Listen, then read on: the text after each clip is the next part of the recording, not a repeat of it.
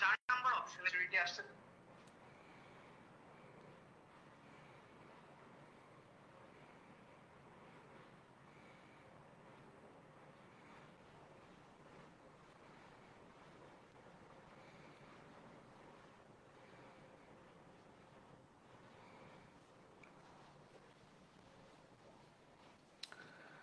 Assalamu alaikum, hello everyone, welcome back to this particular course. কেন welcome back বললাম? তার কারণ হচ্ছে আমরা আজকে দুপুরে একটা লাইভ ক্লাস দিয়ে আমরা আমাদের কোর্সটা শুরু করব বলেছিলাম, রাইট? কিন্তু আনফর্চুনেটলি এখানে অতিবৃষ্টি হয়েছে, যার কারণে ইন্টারনেটের যে লাইনটা আছে সেটা কিছুক্ষণের জন্য প্রবলেমেটিক আচরণ করছিল। সো বেসিকলি যেটা হয়, যখন ইন্টারনেট ডিস্টারবেন্স হয় তখন আসলে লাইভ ক্লাস নেওয়াটা একটু কঠিন হয়ে যায়।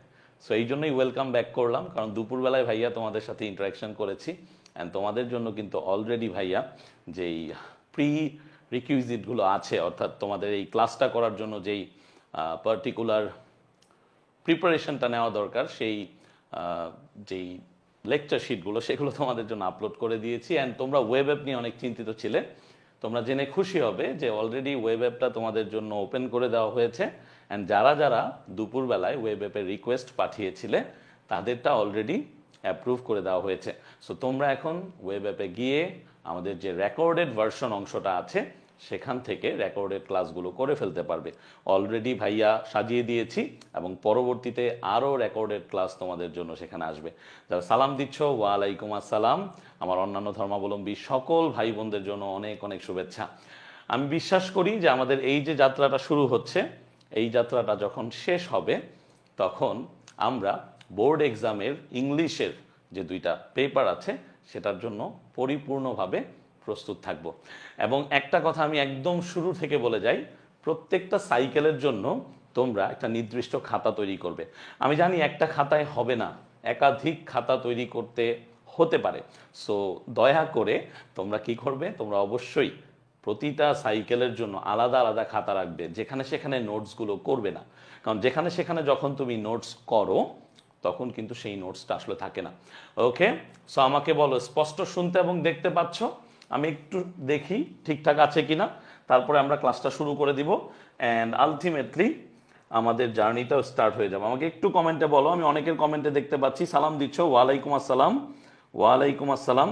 আমাকে একটু জাস্ট কমেন্টে বলো যে সব তোমরা শুনতে পাচ্ছ কিনা, দেখতে পাচ্ছ কিনা স্পষ্ট রূপে, তাহলে ভাইয়া ক্লাসটা শুরু করে দেবো ইনশাআল্লাহ। আর প্রত্যেকটা ক্লাসে একটু মনোযোগ রাখবা, কারণ যেই ছেলে মেয়েটা ক্লাসে মনোযোগী থাকে তাদের আসলে কখনোই আর প্রবলেম হয় না, ঠিক আছে? ওকে ওকে, পারফেক্ট, সুন্দর। এই তো অনেকেই বলতেছো ক্লিয়ার আছে, আলহামদুলিল্লাহ। আমি তোমাদের কমেন্টগুলো দেখতে পাচ্ছি, thank you very much, thank you very much. তাহলে তো আর কি লাগে বলো, আমরা শুরু করে দিই। প্রথম কথা, আমরা শুরু করতে যাচ্ছি ইংলিশ ফার্স্ট পেপার দিয়ে, তাই না? তুমি বলতে পারো ভাইয়া আমাদের সিলেবাস সম্পর্কে জানাবেন না? ভাইয়া আপনি তো একটা ওরিয়েন্টেশন ক্লাস নিতে পারতেন, তাই না? সবই দিব ইনশাল্লাহ। দেখো, আমি চাচ্ছি না একটা ওরিয়েন্টেশন ক্লাস লাইভ ক্লাস হোক, আমি চাচ্ছি না সিলেবাস ডিসকাশনের জন্য লাইভ ক্লাস হোক। আমি সেই সিলেবাস ডিসকাশন করা, কি কি পড়তে হবে, কিভাবে পড়তে হবে, কোন টপিকটায় জোর দিতে হবে, তারপরে হচ্ছে এই যে ওরিয়েন্টেশন ক্লাস বলতে তোমরা যেটা বুঝো, এই ধরনের জিনিসগুলো আমি গ্রুপে আপলোড করে দিব পর্যায়ক্রমে উইদিন দিস উইক, এই উইকের মধ্যেই। সো ভয় পাওয়ার কোনো কারণ নেই, প্রথম কথা। দ্বিতীয় কথা হচ্ছে, আমি ক্লাস মানে বুঝি ক্লাস, তার মানে আমি যখন ক্লাসে আছি ক্লাসের প্রতিটা কথাই শিক্ষণীয়। আমি আবারও বলছি, আই এম রিপিটিং, যে আমি যখন ক্লাসে আসছি ক্লাসের প্রতিটা কথাই শিক্ষণীয়। সো তুমি যখনই লাইভ ক্লাসটা করছো অথবা তুমি যখন রেকর্ডেড ক্লাসটা করবে, তুমি মাথায় রাখবে যে ভাইয়া লাইভ তোমার সামনেই আছেন এবং তুমি যে কোনো প্রবলেম, যে কোনো কথা, যে কোনো শব্দ, যে কোনো এক্সপ্লেনেশন বুঝতে না পারলে সাথে সাথে কমেন্ট করবে। কি করবে? কমেন্ট করবে যে ভাইয়া আমি এই জিনিসটা বুঝি নাই, আমি এই জিনিসটা কি করতে পারিনি, বুঝি নাই, আপনি আমাকে আবার এই জিনিসটা বুঝিয়ে দিবেন। আমি তোমাদের কাছ থেকে এতটুকুন কি রিকোয়েস্ট এবং নিশ্চয়তা আমি পেতে চাই। কেন? তার কারণ হচ্ছে তুমি যখন কোয়েশ্চেন করবা না আলটিমেটলি তুমি অ্যান্সার পাবা না, হ্যাঁ আলটিমেটলি তুমি পিছিয়ে পড়বা। সো কোয়েশ্চেন করতে হবে যেখানেই তুমি না বুঝো। এবং তোমরা অনেকেই ব্যাচ ডিসকাশন গ্রুপ এবং হোয়াটসঅ্যাপ গ্রুপ, যেটা আমি খুলে থাকি সাধারণত, এই দুইটা গ্রুপ কোথায় কেউ একজন মেসেজ দিয়েছো আমি দেখলাম। আমি আবারও বলছি, আজকের ক্লাস শেষ হওয়ার পরেই আমি তোমাদের গ্রুপে ব্যাচ ডিসকাশন গ্রুপের লিঙ্কটা দিয়ে দিব, অ্যাজ ওয়েল অ্যাজ হোয়াটসঅ্যাপ গ্রুপের লিঙ্কটাও দিয়ে দিব। তোমরা দয়া করে ওই গ্রুপে জয়েন হয়ে ফেলবে এবং ব্যাচ ডিসকাশন গ্রুপে সবাই পোস্ট করতে পারবে। সেটা হতে পারে তোমাদের নোটস, সেটা হতে পারে তোমাদের প্রবলেমস, সেটা হতে পারে তোমার নিজের একটা feeling according to the subject and regarding the class. Obviously নিজের কোনো ফিলিং মানে তোমার ব্যক্তিগত কোনো আলাপ তো তুমি ব্যাচ ডিসকাশন গ্রুপে করবা না। সো এই ব্যাপারগুলো যদি তোমরা বুঝতে পারো তাহলে চলো আমরা ক্লাসটা শুরু করে দিই। তাহলে আজকের টপিক হচ্ছে ভ্যালেন্তিনা তেরেশকোভা। এটা একটা প্যাসেজ। তোমরা জানো অলরেডি, তোমাদের একটা বই আছে ইংলিশ ফর টুডে। আমি আবারও বলছি, অনেকেই হয়তো ভাবছো তোমাদের বইয়ের আমূল কোনো পরিবর্তন হবে, তোমাদের ইংলিশ ফর টুডে বইটা পুরোপুরি চেঞ্জ হয়ে যাবে। এমন কোনো কিছুই ঘটতে যাচ্ছে না। আমি আবারও বলছি, এমন কোনো কিছুই ঘটতে যাচ্ছে না। অর্থাৎ তোমার ইংলিশ ফর টুডে বইয়ের আমূল কোনো পরিবর্তন হবে না। যারাই এই ধরনের একটা সাসপেন্স বা গুজব যাই বলো তৈরি করেছে, আমি রিকোয়েস্ট করব যে ওই গুজবে তোমরা কান দিবে না। এই যে বইটা এখন তোমাদের কাছে আছে, যেটা কিনা আমরা এইচএসসি 25 ব্যাচকেও পড়িয়েছি, এই বইটার সবগুলো ইউনিটই ইনশাল্লাহ থাকবে।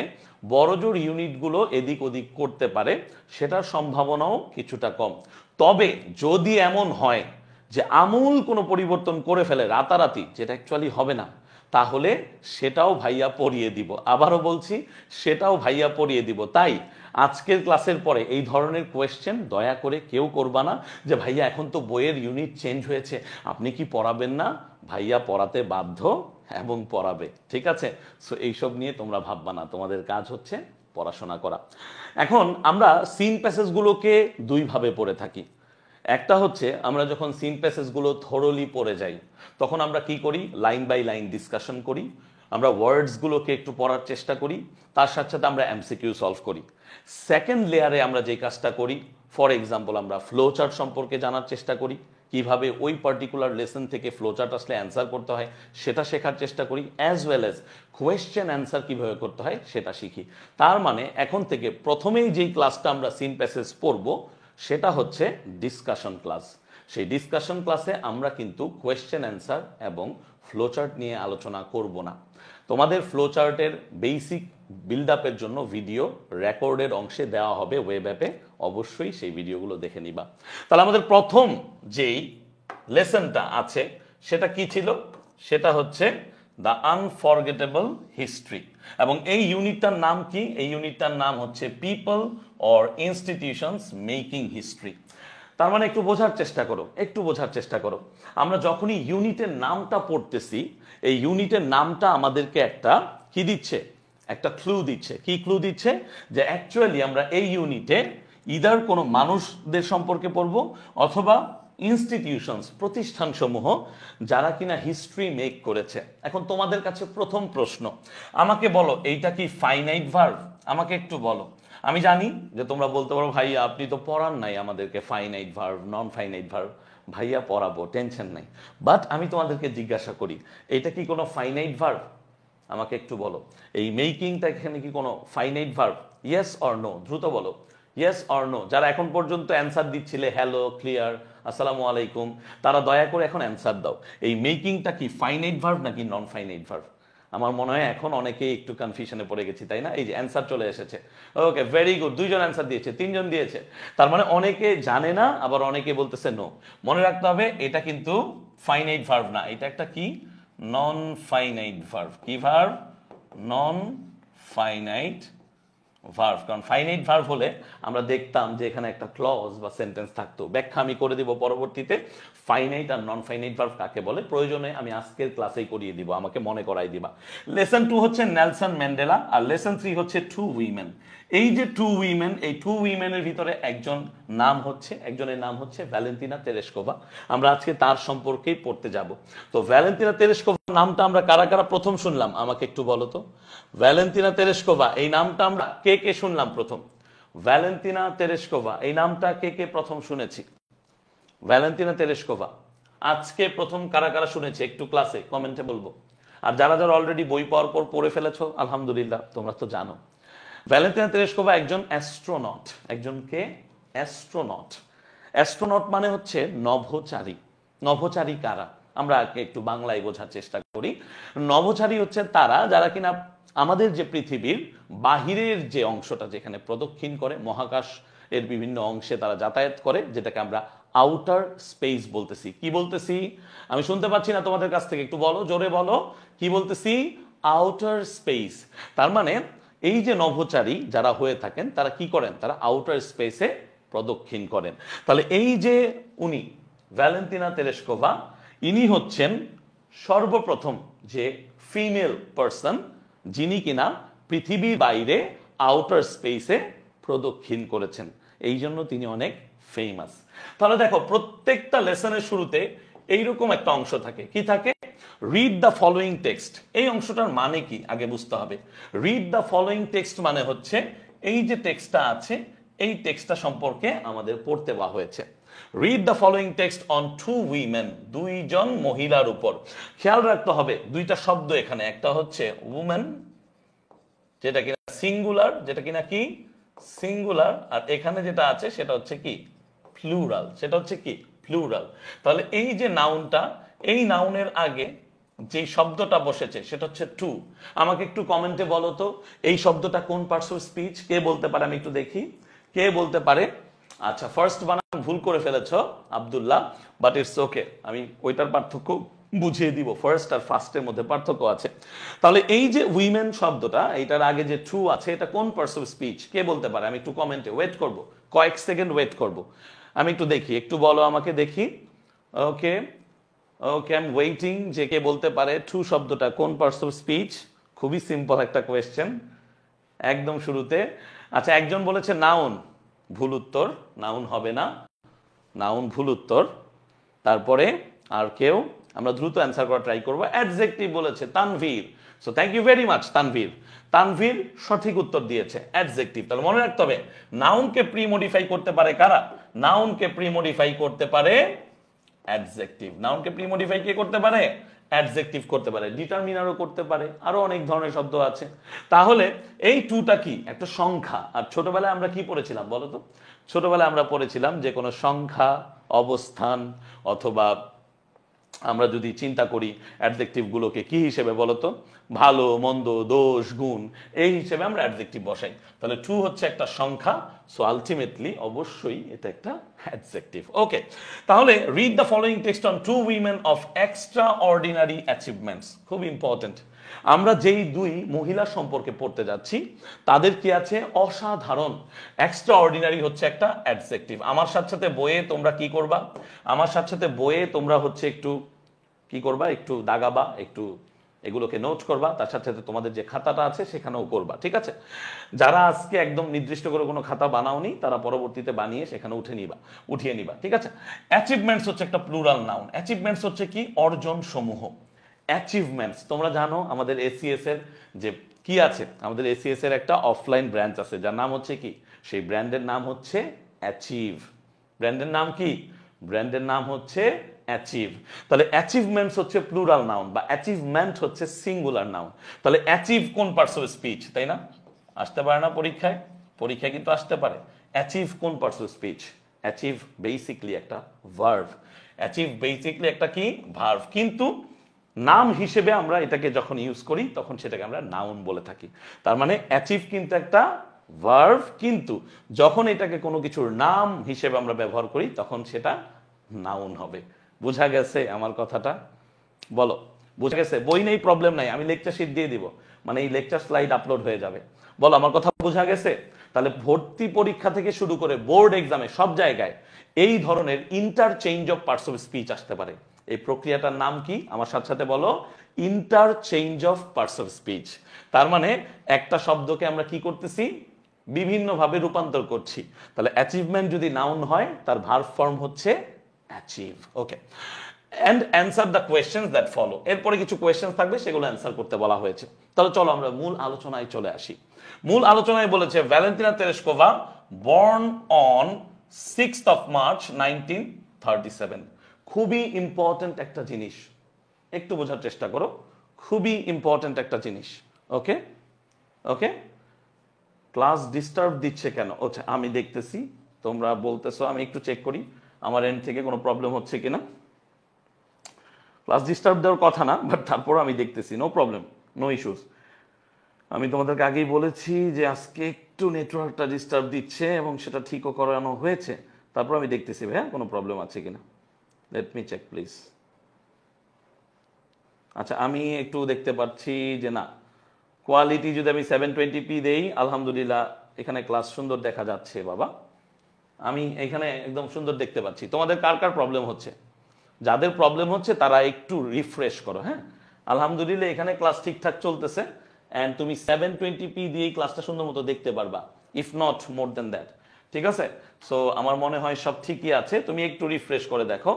আই ডোন্ট থিঙ্ক যে প্রবলেম হওয়ার কথা। ওকে ওকে, ভিডিও আটকে যাচ্ছে এমন হওয়ার কথা না, কারণ আমি নিজে দেখলাম ভিডিও ঠিক আছে ভাইয়া। তুমি যাদের প্রবলেম হচ্ছে তা একটু ম্যানেজ করো। আই গেস এটা আমাদের সবার প্রবলেম না, কারণ বৃষ্টি হয়েছে, তোমাদের ওইদিকেও নেটওয়ার্কের প্রবলেম থাকতে পারে। ওকে, তাহলে যেই ঘটনাটা আমি বলতেছিলাম, ভ্যালেন্টিনা তেরেস্কোভা যার জন্ম হচ্ছে রাশিয়াতে, সে কত সালে জন্মগ্রহণ করেছে? 1937। খুবই ইম্পর্টেন্ট, খাতায় লিখো, নোট ডাউন করো, খাতায় লিখো, নোট ডাউন করো। আমি একটু অন্য কালার নেই যাতে করে তুমি বুঝতে পারো। তাহলে দেখো এখানে বর্ন পরে কি লিখেছে? অন। খুব important, born on 6th of March। এইভাবে লিখো। অন হয় কখন? ডে বা ডেটের আগে, অর্থাৎ দিন অথবা তারিখের আগে। দিন অথবা তারিখের আগে প্রিপোজিশন অন হয়। কি হয়?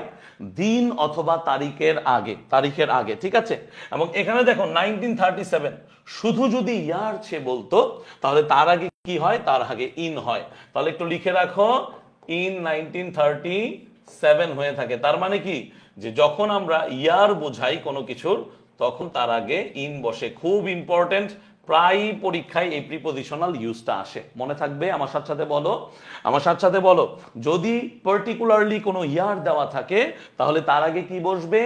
ইন বসবে। যদি আমার কোনো ডেট বা ডে দেওয়া থাকে, যেমন সানডে, মানডে, টিউসডে, আজকে টিউসডে, তাহলে সেই ক্ষেত্রে কি থাকবে? অন থাকবে। Understood? Got it? Okay, perfect. তাহলে দেখো প্রথম যেই জিনিসটা, ভ্যালেন্টিনা তেরেস্কোভা, এটা একটা প্রপার নাউন। এটা একটা কি নাউন? এটা একটা প্রপার নাউন। যে কোনো ব্যক্তির নামই হচ্ছে প্রপার নাউন। তোমার নাম, আমার নাম, আমাদের সবার নামই হচ্ছে কি? Proper noun. তাহলে Valentina Tereshkova was born in, খুবই ইম্পর্টেন্ট, এখানে একটু আমাদেরকে হল্ট করতে হবে, একটু থামতে হবে। Was born in. চিন্তা করো, ভ্যালেন্টিনা তেরেস্কোভা, তুমি, আমি, আমরা কি নিজে নিজে পৃথিবীতে এসেছি? একটু চিন্তা করো। আমরা কিন্তু নিজে নিজে পৃথিবীতে আসিনি, আমাদেরকে প্রেরণ করা হয়েছে সৃষ্টিকর্তার মাধ্যমে। অবভিয়াসলি আমাদের ফাদার এন্ড মাদারের থ্রুতেই আমরা এসেছি। তাহলে ভ্যালেন্টিনা তেরেস্কোভা যেহেতু নিজে নিজে জন্মগ্রহণ করেননি, তাই এটাকে প্যাসিভ মুডে লেখা হয়েছে। কি মুডে লেখা হয়েছে? এটাকে প্যাসিভ মুডে লেখা হয়েছে। তার মানে কি একটু ব্যাখ্যা করি, চলো। প্যাসিভ মুডের মানেটা কি? ধরো আমরা এই যে শব্দটা বিয়ার হচ্ছে কি? বোঝা, বোঝাতে পারবো, সহ্য করা, এমন কিছু। তাহলে বিয়ার হচ্ছে ভার্বের কি? Present form. তারপরে যে ভার্বের ফর্মটা আছে বোর, সেটা হচ্ছে ভার্বের পাস্ট ফর্ম। এন্ড বর্ন হচ্ছে ভার্বের কি ফর্ম? বর্ন হচ্ছে ভার্বের পাস্ট পার্টিসিপল ফর্ম। খেয়াল করো প্লিজ, খেয়াল করো। যখন আমরা বলতেছি শি ওয়াজ বর্ন, খেয়াল করো, শি ওয়াজ বর্ন, তার মানে কি? তাকে জন্ম দেয়া হয়েছে। তাহলে একটা জিনিস খুব ভালো করে তোমরা এখন থেকেই তোমাদের মাথায় নিয়ে রাখো, সেটা হচ্ছে যখনই অক্সিলারি ভার্বের পরে V3 থাকবে, কি বলেছি ভাইয়া? আমার সাথে বলো, যখনই অক্সিলারি ভার্বের পরে, অক্সিলারি ভার্ব বুঝো তো, সাহায্যকারী ক্রিয়া। অক্সিলারি ভার্বের পরে যখনই ভার্বের পাস্ট পার্টিসিপল থাকবে, তখনই এটাকে আমরা প্যাসিভ বলবো। কি বলবো আমরা? এটাকে প্যাসিভ বলবো। তার মানে এই যে ভ্যালেন্টিনা তেরেস্কোভা ওয়াজ বর্ন, তার মানে সে জন্মগ্রহণ করেছিলেন। তাহলে Valentina Tereshkova was born in where? Valentina Tereshkova was born in the village, কি নাম সেটার? ম্যাসলেনিকোভো। একটু ডিফারেন্ট নাম না? আমাদের দেশের ভিলেজের নাম কি? একটু লিখো তো। তোমরা যেই ভিলেজে এখন আছো সেটার নাম লিখো। যেমন আমি বর্তমানে আছি বড়দেওরা নামক একটা গ্রামে। গ্রাম মানে ভিলেজ, গ্রাম মানে ভিলেজ। তাহলে আমি আছি বড় দেওরায়, তুমি আছো কোনো এক জায়গায়, তো এইরকম ভিলেজের নামগুলো বাংলাদেশে একরকম আর রাশিয়াতে আরেক রকম। তাহলে দেখো রাশিয়ার ভিলেজের নামটা কি, ম্যাসল্যানিকোভো। আমার সাথে সাথে বলো, আমার সাথে সাথে উচ্চারণ করো, ম্যাসল্যানিকোভো, ম্যাসল্যানিকোভো। ঠিক আছে, ওকে, পারফেক্ট। ভাইয়া বেসিক গ্রামারের ক্লাস নিবেন না? সব নিব ভাইয়া, যখন আছি সব নিব। যদি ক্লাস এক্সট্রা আরো 10টা বেশি নিতে হয় আমি নিব, তোমরা মনোযোগ দিয়ে যা পড়াচ্ছি তা শোনো। হ্যাঁ, এই যে অনেকেই বলতেছে আমি আছি বাকলাতে, কেউ আছে সুলতানপুরে, হ্যাঁ বাকলিয়াতে। সো এই যে তোমাদের বিভিন্ন নাম, ঠিক আছে, সো এই হচ্ছে কি গ্রামের নাম। অবভিয়াসলি রাশিয়ান ভাষা একটু ডিফারেন্ট, নামও ডিফারেন্ট হবে। তার ডিস্ট্রিক্টের নামটা কি? ডিস্ট্রিক্টের নাম হচ্ছে তুতাইয়েভস্কি। কি নাম? তুতাইয়েভস্কি। যেমন আমার ডিস্ট্রিক্টের নাম হচ্ছে গাজীপুর, আমার ডিস্ট্রিক্টের নাম হচ্ছে গাজীপুর। তোমারটা হতে পারে নারায়ণগঞ্জ, তোমারটা হতে পারে ঢাকা, ঢাকাও একটা ডিস্ট্রিক্ট, আবার তোমারটা হতে পারে পটুয়াখালী, হ্যাঁ যে কোনো কিছু, মৌলভীবাজার। তো এই যে তুতাইয়েভস্কি, এটা হচ্ছে ডিস্ট্রিক্ট ইন সেন্ট্রাল রাশিয়া। উচ্চারণটা কি? রাশা। আমরা রাশিয়া বলি, বাট রাশা বলে, হোয়াট এভার ইট ইজ, তুমি রাশিয়া বলো, প্যারা নাই। এই মানে প্রোনাউন্সিয়েশন এখানে তোমাকে খুব বেশি একটা প্যারায় ফেলবে না। সো সেন্ট্রাল রাশিয়াতে সে তুতাইয়েভস্কি ডিস্ট্রিক্ট মানে জেলার আন্ডারে ম্যাসলেনিকোভো গ্রামে জন্মগ্রহণ করে। পারফেক্ট, শেষ। এখন আসো, গ্রামাটিক্যাল থিওরি আছে। তেরেশকোভাস ফাদার, তার মানে কি? তেরেশকোভার বাবা। তেরেশকোভাস ফাদার মানে কি? তেরেশকোভার বাবা। তাহলে এইটাকে কি বলা হয়? এইটাকে বলা হয় কি? এইটাকে বলা হয় apostrophe. Use of what? Use of apostrophe.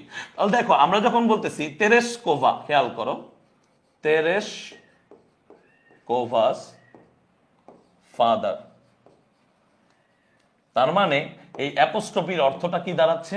এই অ্যাপোস্ট্রফির অর্থটা দাঁড়াচ্ছে এর। কি এটা? এর।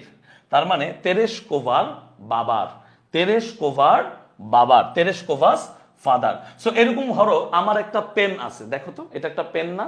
এটা একটা পেন না? তাহলে আমি কি বলতে পারি? আমার নাম হচ্ছে রেজা, আমার নাম হচ্ছে রেজা। তাহলে আমি কি বলতে পারি? আমি বলতে পারি রেজাস পেন। কি বলতে পারি? রেজাস পেন। খেয়াল করো। এখন ধরো আমার নাম হচ্ছে সামস, আমার নাম কি? SAMS, সামস। খেয়াল করো, খুবই ইম্পর্টেন্ট। আমার নাম যদি হয় সামস বা স্যামস, আমার নাম যদি হয় সামস বা স্যামস, তাহলে এরপরে আর তোমার এক্সট্রা এস দেওয়ার দরকার নেই। এখানে একটা চিহ্ন দিবা অ্যাপোস্ট্রফি, তারপরে হয়ে যাবে পেন। বলো বুঝতে পারছো না বুঝতে পারো নাই? বলো আমাকে, বুঝতে পেরেছো না বুঝো নাই? তার মানে কারো কোনো পজেশন বোঝাতে, পজেশন বুঝো? পজেশন মানে কি? পজেশন মানে কারো কোনো অংশ, অধিকার, কারো কোনো অংশ বা অধিকার। তাহলে ধরো আমি যখন বললাম তেরেশকোভার বাবা, তার মানে কি? তেরেশকোভাস ফাদার। আমি বললাম রেজার পেন, তার মানে কি? রেজাস পেন। এই যে একটা অ্যাপোস্ট্রফি এস, একটা অ্যাপোস্ট্রফি এস আনতে হয়। কিন্তু যদি তোমার নামের শেষে অলরেডি এস থাকে, যদি তোমার নামের শেষে অলরেডি এস থাকে, তাহলে আর আলাদা করে অ্যাপোস্ট্রফি দেওয়ার পরে এস দিতে হবে না, জাস্ট অ্যাপোস্ট্রফিটা দিলেই অ্যান্সার হয়ে যাবে। তার মানে কি? Sam's pen. মনে থাকবে সবার? বলো আমাকে, একটু কমেন্টে বলো মনে থাকবে। তাহলে এই জিনিসগুলো খুব ইম্পর্টেন্ট কিন্তু। ওকে, তাহলে ধরো আমি বললাম তোমাদেরকে টিচার হচ্ছে সিঙ্গুলার। টিচার হচ্ছে কি? টিচার হচ্ছে সিঙ্গুলার। তার প্লুরাল ফর্ম কি? তার প্লুরাল ফর্ম হচ্ছে টিচার্স। তাহলে যদি বলি টিচারদের কমিউনিটি, তাহলে আমাকে বলো, কমেন্টে একটু লিখো কি হবে। টিচারদের কমিউনিটি বললে এখানে জাস্ট একটা অ্যাপোস্ট্রফি হবে, কারণ অলরেডি এস আছে প্লুরালে। এরপরে আমরা কি লিখবো? কমিউনিটি লিখবো। তাহলে অ্যাপোস্ট্রফির ব্যবহার মনে থাকবে তো? অ্যাপোস্ট্রফির ব্যবহার মনে থাকবে তো? এটা কিন্তু আমাদের গ্রামারের পাংচুয়েশন মার্কে কাজে লাগবে। গ্রামারের পাংচুয়েশন মার্কে আমাদের কাজে লাগবে। নো কে বললো রে? নো কে বললো? ওমর ফারুক। ওমর ফারুক, আমাদের একজন স্যার আছেন, ওমর ফারুক স্যার, চিনো তোমরা? বাংলার টিচার উনি, তোমাদের খুবই প্রিয় শিক্ষক, আমি জানি তোমাদের সবার। ওমর ফারুক ভাই, আমি ভাই ডাকি, যাই হোক। তাহলে তেরেশকোভাস ফাদার ওয়াজ, আচ্ছা আমাকে বলো, আমরা এই ব্যক্তিটা সম্পর্কে পড়তেছি, তার জন্ম অনেক আগে হয়েছিল, তার বাবা অনেক আগে জন্মগ্রহণ করেছিলেন বা তার বাবা ছিলেন এক সময়, তাহলে সবকিছু কি পাস্টে হবে না? আমাকে বলো তো একটু, সব ঘটনা কি এখানে পাস্ট ইভেন্টে হবে না? তাহলে এখানে ওয়াজ হচ্ছে কি ভার্বের V2। তাহলে Tereshkova's father was a tractor driver, তার মানে তেরেশকোভার বাবা ছিলেন একজন ট্র্যাক্টর ড্রাইভার। যেমন আমার দাদা একজন কৃষক ছিলেন, আমার দাদা একজন কৃষক ছিলেন, তার প্রফেশন ছিল এগ্রিকালচার, ঠিক আছে। সো ওই সময়ে অনেকেই কৃষি কাজ করতেন অথবা এই ধরনের কাজগুলো করতেন, সবাই তার সেই সময় ইঞ্জিনিয়ার, ডক্টর বা এরকম ছিলেন না, তাই না? তার বাবা ছিলেন একজন ট্র্যাক্টর ড্রাইভার। ওকে, ট্র্যাক্টর চালিয়ে দেখেছো কখনো কেউ? কেউ গ্রামে থাকলে হয়তো দেখেছো, না থাকলে প্রবলেম নেই, কখনো বা কখনো দেখবা। অ্যান্ড হার মাদার, এবং তার মা ওয়ার্কড, খেয়াল করো একটু আগে আমি এটা বলেছি। তাহলে ওয়ার্কড হচ্ছে ভার্বের কি V2, কারণ আমরা জানি কি, আমরা জানি ওয়ার্ক হচ্ছে ভার্বের V1। তাহলে her mother worked in a textile plant. Textile plant মানে কি? টেক্সটাইল প্ল্যান্ট মানে হচ্ছে এমন একটা প্ল্যান্ট যেখানে বস্ত্র উৎপাদন করা হয়। কি করা হয়? বস্ত্র। তোমরা শুনেছো না টেক্সটাইল ইন্ডাস্ট্রি? বাংলাদেশের গার্মেন্টস অ্যান্ড টেক্সটাইল ইন্ডাস্ট্রি খুবই গুরুত্বপূর্ণ না? আমাকে বলো তো, গার্মেন্টস অ্যান্ড টেক্সটাইল ইন্ডাস্ট্রি কি আমাদের দেশের জন্য খুবই গুরুত্বপূর্ণ না? Very important sector. কেন ভেরি ইম্পর্টেন্ট সেক্টর? বিকজ আমাদের দেশের যেই চালিকা শক্তি, তারা হচ্ছে কি এই যে যারা পরিশ্রম করে গার্মেন্টস ইন্ডাস্ট্রিগুলোতে, কারণ তারা হচ্ছে এই দেশের কি রপ্তানি জিনিসটাকে কি রেখেছে, চালু রেখেছে। এবং আমরা রপ্তানি করে বলেই বৈদেশিক মুদ্রা আমরা আনতে পারি, যেটা আমাদের দেশের জন্য খুবই গুরুত্বপূর্ণ, খুবই জরুরি। সো এই হচ্ছে সেই টেক্সটাইল প্ল্যান্ট, যেখানে হচ্ছে তোমার র ম্যাটেরিয়ালস থাকে না, কাঁচা মাল যেগুলো আমরা বিদেশ থেকে এনে তারপরে কাপড় চোপড় বানাই, ওই ব্যাপারটা এখানে বোঝাচ্ছে টেক্সটাইল প্ল্যান্ট। ওকে, সো তেরেশকোভা বিগেন স্কুল, খুবই ইম্পর্টেন্ট, খুবই ইম্পর্টেন্ট। কেন? কারণ দেখো এই বিগেন শব্দটা এসেছে বিগিন থেকে। কোথা থেকে এসেছে? বিগিন। বিগিন হচ্ছে ভার্বের প্রেজেন্ট ফর্ম, বিগেন হচ্ছে ভার্বের পাস্ট ফর্ম। কি ফর্ম? Past form. তাহলে তেরেশকোভা বিগেন স্কুল, তার মানে তেরেশকোভা তার স্কুলিংটা শুরু করেছিল আগে, ইন 1945। তাহলে বলো আমার সাথে সাথে, আমি যে একটু আগে পড়ালাম একদম এই যে এখানে পড়ালাম, তোমরা কি তার এই যে উদাহরণ পেয়েছো, বাস্তব উদাহরণ পেয়েছো? একটু কমেন্টে বলো আমার সাথে সাথে। তেরেশকোভা বিগেন স্কুল ইন 1945। ভাইয়া কি পড়িয়েছিলাম? ভাইয়া পড়িয়েছিলাম শুধু যদি সাল থাকে, শুধু যদি ইয়ার থাকে, তার আগে কি বসবে? ইন বসবে। তার আগে কি বসবে? ইন বসবে। আন্ডারস্টুড? ওকে, তাহলে এট দ্য এজ অফ 8, খুবই ইম্পর্টেন্ট, এটা একটা ফ্রেজ, এটা একটা phrase. At the age of 8 সে হচ্ছে স্কুলিংটা শুরু করেছে। তাহলে চলো আমাদের রেগুলার পড়াশোনায় এটা খুব ইম্পর্টেন্ট। আমি লাইনটা আবার লিখতেছি তোমাদের জন্য, খুব মনোযোগ দিয়ে দেখো এটার ব্যাখ্যাটা। তাহলে আমরা কি বলেছি? তেরেশকোভা বিগেন স্কুল, স্কুল এখানে একটা object, noun. Tereshkova began school in কত সালে? কত সালে? 1945। 1945 at the age of 8। ধরো আমি সংখ্যাতেই লিখলাম। তাহলে খুব মনোযোগ দিয়ে খেয়াল করো, এটা একটা কি, আমি এখনই তোমাদের ফাইনাইট আর নন ফাইনাইট ভার্বটাও বুঝিয়ে দিব। এই যে বিগেনটা, এটা একটা ভার্ব, এটা হচ্ছে ভার্বের V2। এই যে at the age of 8, এটা হচ্ছে একটা কি? এইটা হচ্ছে একটা ফ্রেজ। আমার সাথে সাথে লিখো, এটা একটা কি? এইটা একটা ফ্রেজ। এইটা বাক্যের শুরুতেও আমরা লিখতে পারি। বাক্যের শুরুতে যদি আমরা লিখি, তখন শুরুটা কিভাবে হবে? তখন শুরুটা হবে এরকম করে যে এট দ্য এজ অফ, খেয়াল করো, at the age of 8, comma Tereshkova begin school. Tereshkova begin begin school, pardon. খেয়াল করো, এটা একটা সিম্পল সেন্টেন্স। কি সেন্টেন্স? এইটা একটা সিম্পল সেন্টেন্স। আমরা ট্রান্সফরমেশন অফ সেন্টেন্স পড়বো, এই সাইকেলে নেই, আরেকটা সাইকেলে থাকবে। এট দ্য এজ অফ 8, আমরা অনেক সময় মনে করি সেন্টেন্সের মাঝখানে কমা থাকলেই সেটা কমপ্লেক্স সেন্টেন্স। আমার কথাগুলো মনোযোগ দিয়ে শোনো, যারা একদম বেসিক জানো না তারাও শিখতে পারবে ইনশাল্লাহ। একদম বেসিক নাই তোমার, তুমি শিখতে পারবা। তাহলে কি বলেছি? এটা একটা সিম্পল সেন্টেন্স। সিম্পল সেন্টেন্স কি? সিম্পল সেন্টেন্স হচ্ছে সেগুলো যাদের একটা ফাইনাইট ভার্ব থাকে। কয়টা ফাইনাইট ভার্ব থাকে? কয়টা ফাইনাইট ভার্ব থাকে? আমার সাথে সাথে বলো, আমি কিন্তু শুনতে পাচ্ছি না, আমি শুনতে পাচ্ছি না। কয়টা ফাইনাইট ভার্ব থাকে? একটা ফাইনাইট ভার্ব থাকে বাবা, একটা ফাইনাইট ভার্ব থাকে। তাহলে এখানে ফাইনাইট ভার্ব কোনটা? এখানে ফাইনাইট ভার্ব হচ্ছে এইটা, এখানে ফাইনাইট ভার্ব হচ্ছে কোনটা? এইটা। আর কোনো ভার্ব আছে এখানে? আর কোনো ভার্ব নাই। তাহলে এই টাইপের সেন্টেন্সকে যখন আমরা কি করি, যখন আমরা সিম্পল থেকে কমপ্লেক্স করি, দেখো কার কার মনে আছে 9-10-এ করেছো, এই টাইপের সেন্টেন্সকে কমপ্লেক্স করলে আমরা কি লিখি? এই অ্যাট দ্য এজ অফ 8 কে আমরা এইভাবে লিখি সিন্স দিয়ে, ঠিক আছে? সিন্স বলে when দিয়ে, কি দিয়ে করি আমরা? when দিয়ে করি। তাহলে when, এই যে আমার সাবজেক্ট তেরেস্কোভা, তেরেস্কোভা একজন ফিমেল, তাহলে তার পরিবর্তে she বসবে। তাহলে when তেরেস্কোভা was 8, কেন was লিখলাম? কারণ began হচ্ছে ভার্বের V2। তাহলে when তেরেস্কোভা was 8, এই যে whenটা হচ্ছে না subordinate conjunction. when Tereshkova was 8 she began school. চলো এই লাইনটাকে এখন আবার একটু ভেঙে বোঝাই, she began school। তাহলে এইটাকে কেন কমপ্লেক্স বলবো? আমি, তোমার প্রশ্ন আসতে পারে যে ভাইয়া এইটাকে কেন কমপ্লেক্স বলবো? খুব মনোযোগ দিয়ে এই যে আমার দিকে তাকাও, আমার দিকে তাকাও, খেয়াল করো।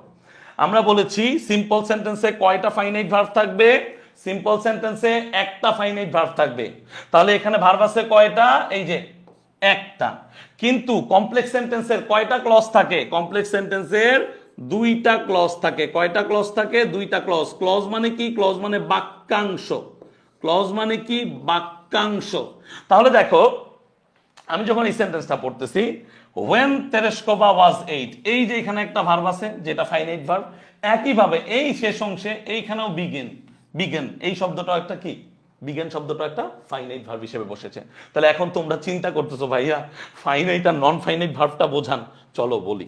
তাহলে ফাইনাইট আর নন ফাইনাইট ভার্বের ব্যাপারটা একটু বলি। ফাইনাইট ভার্ব হচ্ছে তারা, আমার সাথে সাথে রিপিট করো, ফাইনাইট ভার্ব হচ্ছে তারা যারা কিনা সেন্টেন্সের সাবজেক্ট অনুযায়ী পরিবর্তিত হয়। আমার সাথে সাথে বলো, আমার সাথে সাথে বলো, দেখবা পড়া হয়ে গেছে।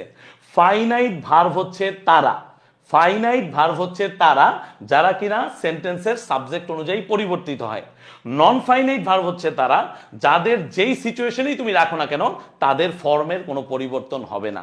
ফর এক্সাম্পল, ধরো আমাকে তুমি এইভাবে একটা ঘুষি দিলা, কি দিলা? একটা ঘুষি দিলা। এই ঘুষি দেওয়ার পরে আমার চেহারা যখন চেঞ্জ হয়ে যায়, খেয়াল করো, চেহারা যখন চেঞ্জ হয়ে যায় তখন আমি ফাইনাইট ভার্বে পরিণত হই। কারণ কি? কারণ আমাকে যদি দুইটা ঘুষি দিতা আমার চেহারাটা আরো পরিবর্তন হয়ে যেত। কিন্তু যখন তুমি আমাকে এইভাবে ঘুষি দিলা, আবার তুমি আমাকে এইভাবেও ঘুষি দিলা, কিন্তু আমার নাকের যদি পরিবর্তন না হয় তখন ওই নাকটা নন ফাইনাইট ভার্বের মতো কাজ করে। একটু এলোমেলো লাগতেছে তাই না? চলো এলোমেলো জিনিসটাকে ক্লিয়ার করে দিই। ধরো আমি একটা সেন্টেন্স লিখলাম, কি লিখলাম? আমি লিখলাম I want to solve this matter। আবার একটা সেন্টেন্স লিখলাম, he wants to solve this matter। খুব ভালো করে খেয়াল করো, খুব ভালো করে খেয়াল করো, এখানে সাবজেক্ট কে? আই, এখানে সাবজেক্ট কে? হি। তাহলে আই এর পরে ভার্বটা কি বসেছে? ওয়ান্ট। হি এর পরে একই ভার্ব কিন্তু তার সাথে কি বসেছে? ওয়ান্টস। দুইটাই কিন্তু ভার্বের প্রেজেন্ট ফর্ম, দুইটাই কি? ভার্বের প্রেজেন্ট ফর্ম। কিন্তু আমরা জানি হি হচ্ছে থার্ড পারসন সিঙ্গুলার নাম্বার। হি কি? হি হচ্ছে থার্ড পারসন সিঙ্গুলার নাম্বার, এবং হি এর পরে যে ভার্বটা বসে সেই ভার্বটা মূলত প্রেজেন্ট ফর্মে থাকলে তার সাথে এস বা ইএস যুক্ত হয়। এখন আমার প্রশ্ন, এই যে টু সলভ আর এই যে টু সলভ, এটা কি পরিবর্তিত হয়েছে? আমাকে বলো তো, এই দুইটা কি পরিবর্তিত হয়েছে? দুইটা সেন্টেন্সে আমাকে বলো, কমেন্টে বলো, এই দুইটা কি পরিবর্তিত হয়েছে? সাবজেক্ট কিন্তু ভিন্ন, এখানে আই, এখানে হি, এখানে হয়েছে আই ওয়ান্ট, এখানে হয়েছে হি ওয়ান্টস, কিন্তু টু সলভ, টু সলভ দুইটাই কিন্তু একই রকম, তাই না? তাই না? তার মানে কি? ওই যে বললাম যে দুই পাশ দিয়ে ঘুষি লাগার পরও যখন নাক একই থাকে অবস্থায়, বা এক পাশ দেওয়ার পরও যখন একই থাকে, তার মানে নাকটাকে আমি কি বললাম? যে নন ফাইনাইট ভার্ব। সো এরকম নন ফাইনাইট ভার্ব আছে তিনটা। প্রকৃতিতে নন ফাইনাইট ভার্ব কয়টা? সরি, প্রকৃতি বললে ভুল হবে, এটা বলা উচিত ইংলিশ গ্রামারে। কোথায়? ইংলিশ গ্রামারে। ইংলিশ গ্রামারে আছে তিন ধরনের নন ফাইনাইট ভার্ব। তিন ধরনের কি? তিন ধরনের নন ফাইনাইট ভার্ব। কারা তারা? তিন ধরনের নন ফাইনাইট ভার্ব কারা? আইজিপি, পুলিশের কোনো পদ না কিন্তু এটা কিন্তু পুলিশের কোনো পদ না, আইজিপি কিন্তু পুলিশের কোনো পদ না। আইজিপি কারা? আইজিপি হচ্ছে ইনফিনিটিভ। কারা? ইনফিনিটিভ। যা দেখতে কেমন? টু প্লাস ভার্বের বেস ফর্ম। আইজিপি দেখতে জেরান্ড, জিতে জেরান, দেখতে কেমন? ভিআইএনজি। কি হিসেবে কাজ করে? নাউন হিসেবে কাজ করে। আইজিপির একটা হচ্ছে প্রেজেন্ট পার্টিসিপল, পাস্ট পার্টিসিপলও আছে, সেটাকে নেগলিজিবল না ধরলেও হবে। প্রেজেন্ট পার্টিসিপল দেখতে ভিআইএনজি, কার মতো কাজ করে? এই ভিআইএনজি কাজ করে ভার্ব অথবা অ্যাডজেক্টিভ। বলো মনে থাকবে? Extremely sorry. বলো মনে থাকবে? আমাকে বলো, বুঝতে পারছো না বুঝো নাই? বুঝতে পেরেছো নাকি বুঝো নাই? তাহলে এই হচ্ছে পুরো কনসেপ্টটা, একদম সিম্পল, যে কোন সেন্টেন্সে যদি সাবজেক্টের সাথে সাথে ভার্বের পরিবর্তন হয় সেই ভার্বটাকেই আমরা ফাইনাইট ভার্ব বলবো। তাহলে খুব খেয়াল করো, আমি কি বলেছি? একটা সেন্টেন্স বা একটা ক্লজে একটাই ফাইনাইট ভার্ব থাকবে, এবং সিম্পল সেন্টেন্সের কথাও সেটাই। সিম্পল সেন্টেন্সের কথাও সেটাই, সিম্পল সেন্টেন্সে একটা ফাইনাইট ভার্ব থাকবে। তাহলে দেখো তো, এট দ্য এজ অফ, এটা কি? এটা একটা ট্রেডিশনাল প্রিপোজিশন। দা হচ্ছে আর্টিকেল, এইজ হচ্ছে নাউন, অফ হচ্ছে প্রিপোজিশন, এইজ হচ্ছে যেহেতু প্রিপোজিশনের পরে একটা শব্দ, এটাও একটা নাউন হয়ে যাবে তখন নাম হিসেবে। তাহলে আমাকে বলো, এট দ্য এজ অফ এইটের ভিতরে কোনো ভার্ব আছে? আমাকে বলো, এট দ্য এজ অফ এইটের মধ্যে কোনো ভার্ব আছে? কোনো ভার্ব আছে? কোনো ভার্ব নাই। তার মানে এটা বাক্যের শুরুতে লিখলেও যা, বাক্যের শেষে লিখলেও তা। বাক্যের শুরুতে লিখলেও যা, বাক্যের শেষে লিখলেও যা।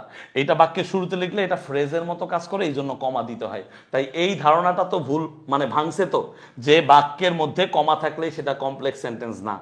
বাক্যের ভিতর কমা থাকলেই সেখানে কমপ্লেক্স সেন্টেন্স হয় না। বাক্যের ভিতরে কমা ফ্রেজের কারণেও হতে পারে। আমাকে দেখতে হবে বাক্যের ভিতরে ভার্ভ কি আছে, ফাইনাইট ভার্ভ কোনটা আছে। তাহলে at the age of 8 Tereshkova began school, সেটা হচ্ছে সিম্পল সেন্টেন্স। হোয়েন, হোয়েন দিয়ে সময়কে বোঝায়। মনে রাখবে, এখন থেকে যত ক্লাস নিব when equals to time, when equals to time, when সময়ের সাথে সম্পর্কযুক্ত। তাহলে when Tereshkova was 8 she began school. Okay, physics class আছে না? আরে সরি, এই জন্যই আমি দুপুরে ক্লাস দিয়েছি। দেখো ভাইয়া বুঝেই ক্লাস দেয়, ভাইয়া এই জন্যই দুপুরে ক্লাস দিয়েছে। আমি জানি তোমাদের রাতে গুরুত্বপূর্ণ ক্লাস থাকে, এই জন্য আমি রাতে ক্লাস দিব না, কিন্তু ভাইয়া এক্সট্রিমলি সরি, আমার হাতে কিছুই ছিল না বস। মানে এত বৃষ্টি হয়েছে মাশাল্লাহ এখানে টঙ্গীতে, মানে বৃষ্টির কারণে আমার নেটওয়ার্কের একটু ইস্যু হয়ে গেছে, যে কেবল টেবল ছিল ঝামেলা করছে। আমি খুবই দুঃখিত। এই এই এই পর্যন্ত বুঝছো কিনা একটু বলো, এই পর্যন্ত বুঝছো কিনা বলো। কোনো কোয়েশ্চেন থাকলে করো, আমি কমেন্ট পিক করতেছি। এই পর্যন্ত বুঝছো কিনা বলো, আমি কমেন্ট পিক করতেছি। তোমরা রেকর্ডেড দেখে নিও, আমি তো ওয়েব অ্যাপে দিয়ে দিব, আমি ক্লাস ওয়েব অ্যাপে দিয়ে দিব, রেকর্ডেড দেখে নিও। ওকে, কারো কোনো কোয়েশ্চেন আছে আর? তাহলে বুঝতে পেরেছো, প্রত্যেকটা জিনিস বুঝতে হবে। যদি আমি প্রত্যেকটা জিনিস লাইন বাই লাইন বুঝতে পারি, প্রত্যেকটা শব্দের ধরন আমি বুঝতে পারি, ইনশাআল্লাহ আমার ইংরেজির ভিত ভালো হবে, এবং আমি পরবর্তীতে যে কোনো কোয়েশ্চেন কি করতে পারবো, সলভ করতে পারবো ইনশাআল্লাহ। ওকে, আসো তাহলে কি পড়াচ্ছিলাম? At the age of it সেটা করেছে। বাট, বাট একটা কি? কনজাংশন। বাট হচ্ছে কি? একটা কনজাংশন। কনজাংশন বুঝো তো, জাংশন তৈরি করে দুইটা অংশের ভিতরে। তাহলে বাট লেফট স্কুল, খুব ইম্পর্টেন্ট, লেফট স্কুল ইন 1953। তাহলে খুবই ইম্পর্টেন্ট, তোমার এমসিকিউতে কোয়েশ্চেন আসতে পারে, খুবই ইম্পর্টেন্ট, আমি আবারও বলতেছি। তাহলে সেই স্কুল জয়েন করেছিল 1945-এ এবং স্কুল ত্যাগ করেছ 1953-তে। তোমার এমসিকিউ আসবে সে কত বছর স্কুলে পড়াশোনা করেছে। ইংলিশে কি বলবে? How many years did Valentina Tereshkova attend school. আবারও বলছি, কোয়েশ্চেনটা কি থাকবে আমি লিখে দিচ্ছি। কোয়েশ্চেনটা থাকবে how many years, sorry red pen তোমরা দেখতে পারো না, রেড পেন আমি ইউজ করব না, সরি আমরা ইয়েলোটা ইউজ করতেছি। How many years did Valentina attend school. তাহলে আমাকে বলো তো, সে কত সালে সে জয়েন করেছে? সে জয়েন করেছে 1945, আর লেফট করেছে কততে? লেফট করেছে হচ্ছে 1953, right? If I am not wrong, 1953-তে সে বের হয়ে গেছে। তাহলে এদের ভিতরে যে ডিফারেন্সটা আছে, এদের ভিতরে কি? এদের ভিতরে যে ডিফারেন্সটা আছে, এই ডিফারেন্সটাই হচ্ছে অ্যান্সার। বলো কত অ্যান্সার হবে? 45 থেকে 53, তার মানে কত? 8 ইয়ার্স। কত? 8 ইয়ার্স। তাহলে অ্যান্সারটা কি হওয়া উচিত? 8 বছর। পারবা না সবাই? সবাই পারবা না? 8 বছর। Very good Rimi, very good. Textile plant, আচ্ছা সে বলে দিচ্ছি। ওকে বলে দিচ্ছি। বাকি আর কি বুঝো নাই বলো? হ্যাঁ, ক্লাসের পিডিএফ সব দিয়ে দিব। বলো, একজন বলছো যে ভাইয়া টেক্সটাইল প্লান্ট বুঝিনি, আর কে বলো কে বুঝো নাই বলো? কোনো সমস্যা নাই বাবা, তুমি যতবার বলবা ততবার ভাইয়া বুঝাবো, কোনো সমস্যা নাই। ওকে,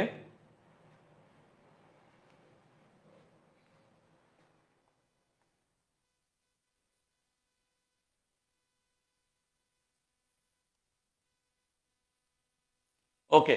একজন বলেছে যে টেক্সটাইল প্লান্ট বুঝি নাই। এখন এইটা বলতে গেলে আবার একটু ব্যাখ্যা করতে হবে। তাহলে এই যে তোমরা জানো না বুটেক্স নামের একটা ইউনিভার্সিটি আছে, তোমরা কারা কারা নাম শুনেছো? বুটেক্সের নাম আমরা অনেকেই শুনেছি, তাই না? টেক্সটাইল ইউনিভার্সিটি বাংলাদেশের। আমি কিন্তু সহজ করে বলেছিলাম যে বস্ত্র শিল্প, তার মানে কি গার্মেন্টস ইন্ডাস্ট্রি যেটা আছে আমাদের দেশে, পোশাক শিল্প যেটাকে আমরা বলি। তাহলে দেখো পোশাক শিল্পের যে র ম্যাটেরিয়াল, আমি কিন্তু এই শব্দগুলো উচ্চারণ করেছি, র ম্যাটেরিয়াল মানে কাঁচা মাল। র ম্যাটেরিয়াল মানে কি? কাঁচা মাল। এগুলো কি তৈরি করতে ব্যবহৃত হয়? ফ্যাব্রিক তৈরি করতে। ফ্যাব্রিক বুঝো তো? এই যে আমাদের যে কাপড়গুলো, কটন আছে না, কটনকে প্রসেস করতে হয়, এটাকে বলা হয় ইয়ার্ন ম্যানুফ্যাকচারিং। বুঝতে পারছো? Yarn manufacturing. সো ওই ধরনের একটা প্ল্যান্টে তার মা কাজ করতেন। বোঝা গেছে? এইবার বলো, বোঝা গেছে? এর থেকে বেশি ব্যাখ্যার আসলে দরকার নাই, তাহলে আবার ইয়ার্ন ম্যানুফ্যাকচারিং পড়তে হবে। আমার মনে হয় না এইটা পড়ার দরকার আছে, কারণ এটা খুব ইম্পর্টেন্ট টপিক না। আন্ডারস্টুড অর নট সবাই বলো যারা প্রবলেমে পড়েছিল? ঠিক আছে, বস্ত্র সম্পর্কিত একটা প্ল্যান্টে যেখানে কাঁচা মাল তৈরি হয়। তুমি ইউটিউবে যাও, অথবা ইউটিউব কেন, গুগলে যাও, গুগলে গেল এই টাইপের জিনিসই পাবা। তো আমার মনে হয় না এটা নিয়ে আমাদের আর ব্যাখ্যার দরকার আছে। ওকে, ঠিক আছে। এখন আমার একটা জিনিস বলার দরকার আছে, সেটা হচ্ছে কি, লেফট শব্দটা খুব ইম্পর্টেন্ট, খেয়াল করো। লিভ হচ্ছে ভার্বের কি? লিভ হচ্ছে ভার্বের প্রেজেন্ট ফর্ম। কি? লিভ হচ্ছে ভার্বের প্রেজেন্ট ফর্ম। আর লেফট হচ্ছে কি? ভার্বের পাস্ট ফর্ম। লেফট হচ্ছে কি? ভার্বের past form as well as past participle form. ঠিক আছে? তাহলে এখন আমাকে বলো, যদি কোয়েশ্চেন এরকম আছে রাইট ফর্মস অফ ভার্বসে, যে she dash the school last year, উত্তর কি হবে বলো? উত্তর কি হবে বলো আমাকে? She dash the school last year, বলো দ্রুত বলো, উত্তর কি হবে? উত্তর কি হবে? একটা সেন্টেন্সে প্রেজেন্ট পার্টিসিপল কিভাবে থাকে তার একটা ধারণা দিব। ওকে বাবা, ওকে পারফেক্ট। মার্গারেট কার্টার, তোমার নামটা বেশ সুন্দর বাবা, অবশ্যই দিব, অবশ্যই দিব। আমি একটু সহজ করে বলি, মার্গারেট কার্টার আগামীকালকের ক্লাসটা তুমি হয়তো দেখো নাই, basic class on right form of verbs and what completing sentence. আগামীকালকের ক্লাসেই তোমার উত্তর পাবে। আজকের ক্লাসে আর সময় পেলে অবশ্যই দিব, না পেলে আগামীকালকের ক্লাসে পেয়ে যাবে, কারণ আগামীকালকের ক্লাসেই ওই সব ধারণা দেওয়া হবে। তাহলে শি লেফট, অ্যান্সারটা কি হবে? She left the school. এখন আমার আরেকটা প্রশ্ন আছে তোমাদের কাছে, দেখো তো এই প্রশ্নটা। এখানে মেনি বসেছে, এখানে ইয়ার্স আছে, ঠিক না? এখানে মাছ কেন হলো না? প্রশ্ন মনে আসে না? মেনি মাছ, এদেরকে বলা হয় ডিটারমিনার। কি বলা হয়? মেনি, মাছ, মোর, এরা হচ্ছে ডিটারমিনার। এরা হচ্ছে কি? এরা হচ্ছে কিছু কমন ডিটারমিনার। ডিটারমিনার কারা? প্রশ্ন আসতে পারে তোমাদের কাছে। ডিটারমিনার হচ্ছে সে সকল শব্দ, ডিটারমিনার হচ্ছে সে সকল শব্দ যারা নাউনের আগে বসে নাউনকে মডিফাই করে বা নাউনের পরিমাণ সম্পর্কে নির্দেশ করে। আমি আবার বলছি, ডিটারমিনার হচ্ছে সে সকল শব্দ, ডিটারমিনার হচ্ছে সে সকল শব্দ যারা নাউনের আগে বসে নাউন সম্পর্কে ধারণা দেয়, নাউন সম্পর্কে ধারণা দেয়, নাউনকে কোয়ালিফাই করে। তাহলে খেয়াল করো, এখানে মাছ কেন হলো না, মেনি কেন হলো, একটা প্রশ্ন আসতে পারে। তার কারণ হচ্ছে আমরা এই সূত্রটা মনে রাখবো, খাতায় লিখো, মেনি প্লাস কাউন্টেবল নাউন। এই সূত্রটা একটু খাতায় লিখো, মেনি প্লাস কাউন্টেবল নাউন। আচ্ছা, আমরা ম্যাথ পড়াচ্ছি না, বাই দা ওয়ে, সূত্র বলাটা ঠিক না, রুল বলতে পারো বা presentation, whatever it is. Much plus uncountable noun, uncountable noun, খুব ইম্পর্টেন্ট, মাথায় রাখবা।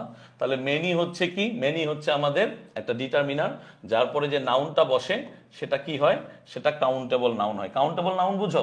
কাউন্টেবল নাউন হচ্ছে তারা যাদের সিঙ্গুলার আর প্লুরাল ফর্ম আছে, লিখে রাখো ব্র্যাকেটে। কাউন্টেবল নাউন হচ্ছে তারাই যাদের সিঙ্গুলার আর প্লুরাল ফর্ম আছে। কি আছে? Singular and plural form. কি ফর্ম? Plural form. বলো, বোঝা গেছে? আন্ডারস্টুড? বোঝা গেছে? ওকে ওকে, ঠিক আছে। আর আনকাউন্টেবল নাউনের একটা উদাহরণ দিয়ে দিই, মানি। মানি বুঝো তো? মানিকে গণনা করা যায় না। 10 টাকার নোট, 1 টাকার কয়েন, এগুলো গণনা করা যায়, বাট মানি শব্দটা গণনা করা যায় না। তাই আমি লিখতে পারি এভাবে, আই হ্যাভ এনাফ মানি, বা I have much money, I do not have much money, এভাবেও লিখতে পারি। তাহলে আই ডু নট হ্যাভ, এই যে মাচ মানি, বা I do not have much time. টাইমও একটা আনকাউন্টেবল নাউন। ঠিক আছে, মাছ শব্দটা বোঝা গেছে? মাছ শব্দটা সবসময় আনকাউন্টেবল নাউনের আগে বসে, আর মেনিটা বসে হচ্ছে কাউন্টেবল নাউনের আগে। Okay, let's go back to the class, যেখানে আমরা ছিলাম। তাহলে এখানে সে কি বলেছে? সেখানে বলেছে যে and continued her education through distance learning. এখন আমি তোমাদেরকে যেভাবে পড়াচ্ছি, এই যে আমি একটা ক্যামেরার সামনে আছি, একটা বোর্ড আছে, এই বোর্ডের ভিতরে কিছু ইনফরমেশন আছে, এই ইনফরমেশনগুলো আমি তোমাদের সাথে অ্যানালাইসিস করতেছি। একটা ক্যামেরা, একটা বোর্ড, কিছু ইনফরমেশন, অ্যানালাইসিস চলতেছে। তাহলে এই প্রসেসটাকেই বলা হয় ডিস্টেন্স লার্নিং। কি বলা হয়? Distance learning. আমরা করোনার পরে গিয়ে অনলাইন এডুকেশনের প্রতি অনেক বেশি সচেতন হয়েছি, আমাদের অ্যাওয়ারনেসটা বেড়েছে। করোনার আগে কিন্তু অনলাইন লার্নিং নিয়ে আমাদের খুব বেশি একটা মাথা ব্যথা ছিল না। তার কারণ কি? আমরা অফলাইন লার্নিংয়েই অভ্যস্ত ছিলাম, অ্যাকাস্টম টু ছিলাম। কিন্তু দেখো, সেই 1950s রাশিয়ায় সে ডিস্টেন্স লার্নিং, তার মানে কি? দূরশিক্ষণ পদ্ধতি। দূরশিক্ষণ পদ্ধতি। আমি কিন্তু তোমাদেরকে বাংলাটা দিয়ে দিয়েছি। আমি জানি অনেকের বাংলায় প্রবলেম হয়, অনেকের বাংলা বুঝতে প্রবলেম হয় ইংরেজি লাইনের। আমি কিন্তু প্র্যাকটিস শিটে তোমাদের বাংলা দিয়েছি। সবাই কি প্র্যাকটিস শিটটা ডাউনলোড করেছো? প্র্যাকটিস শিটটা ডাউনলোড করে একটু পড়েছো? পড়ে থাকলে পেয়ে যাবা বাংলাটা, ঠিক আছে?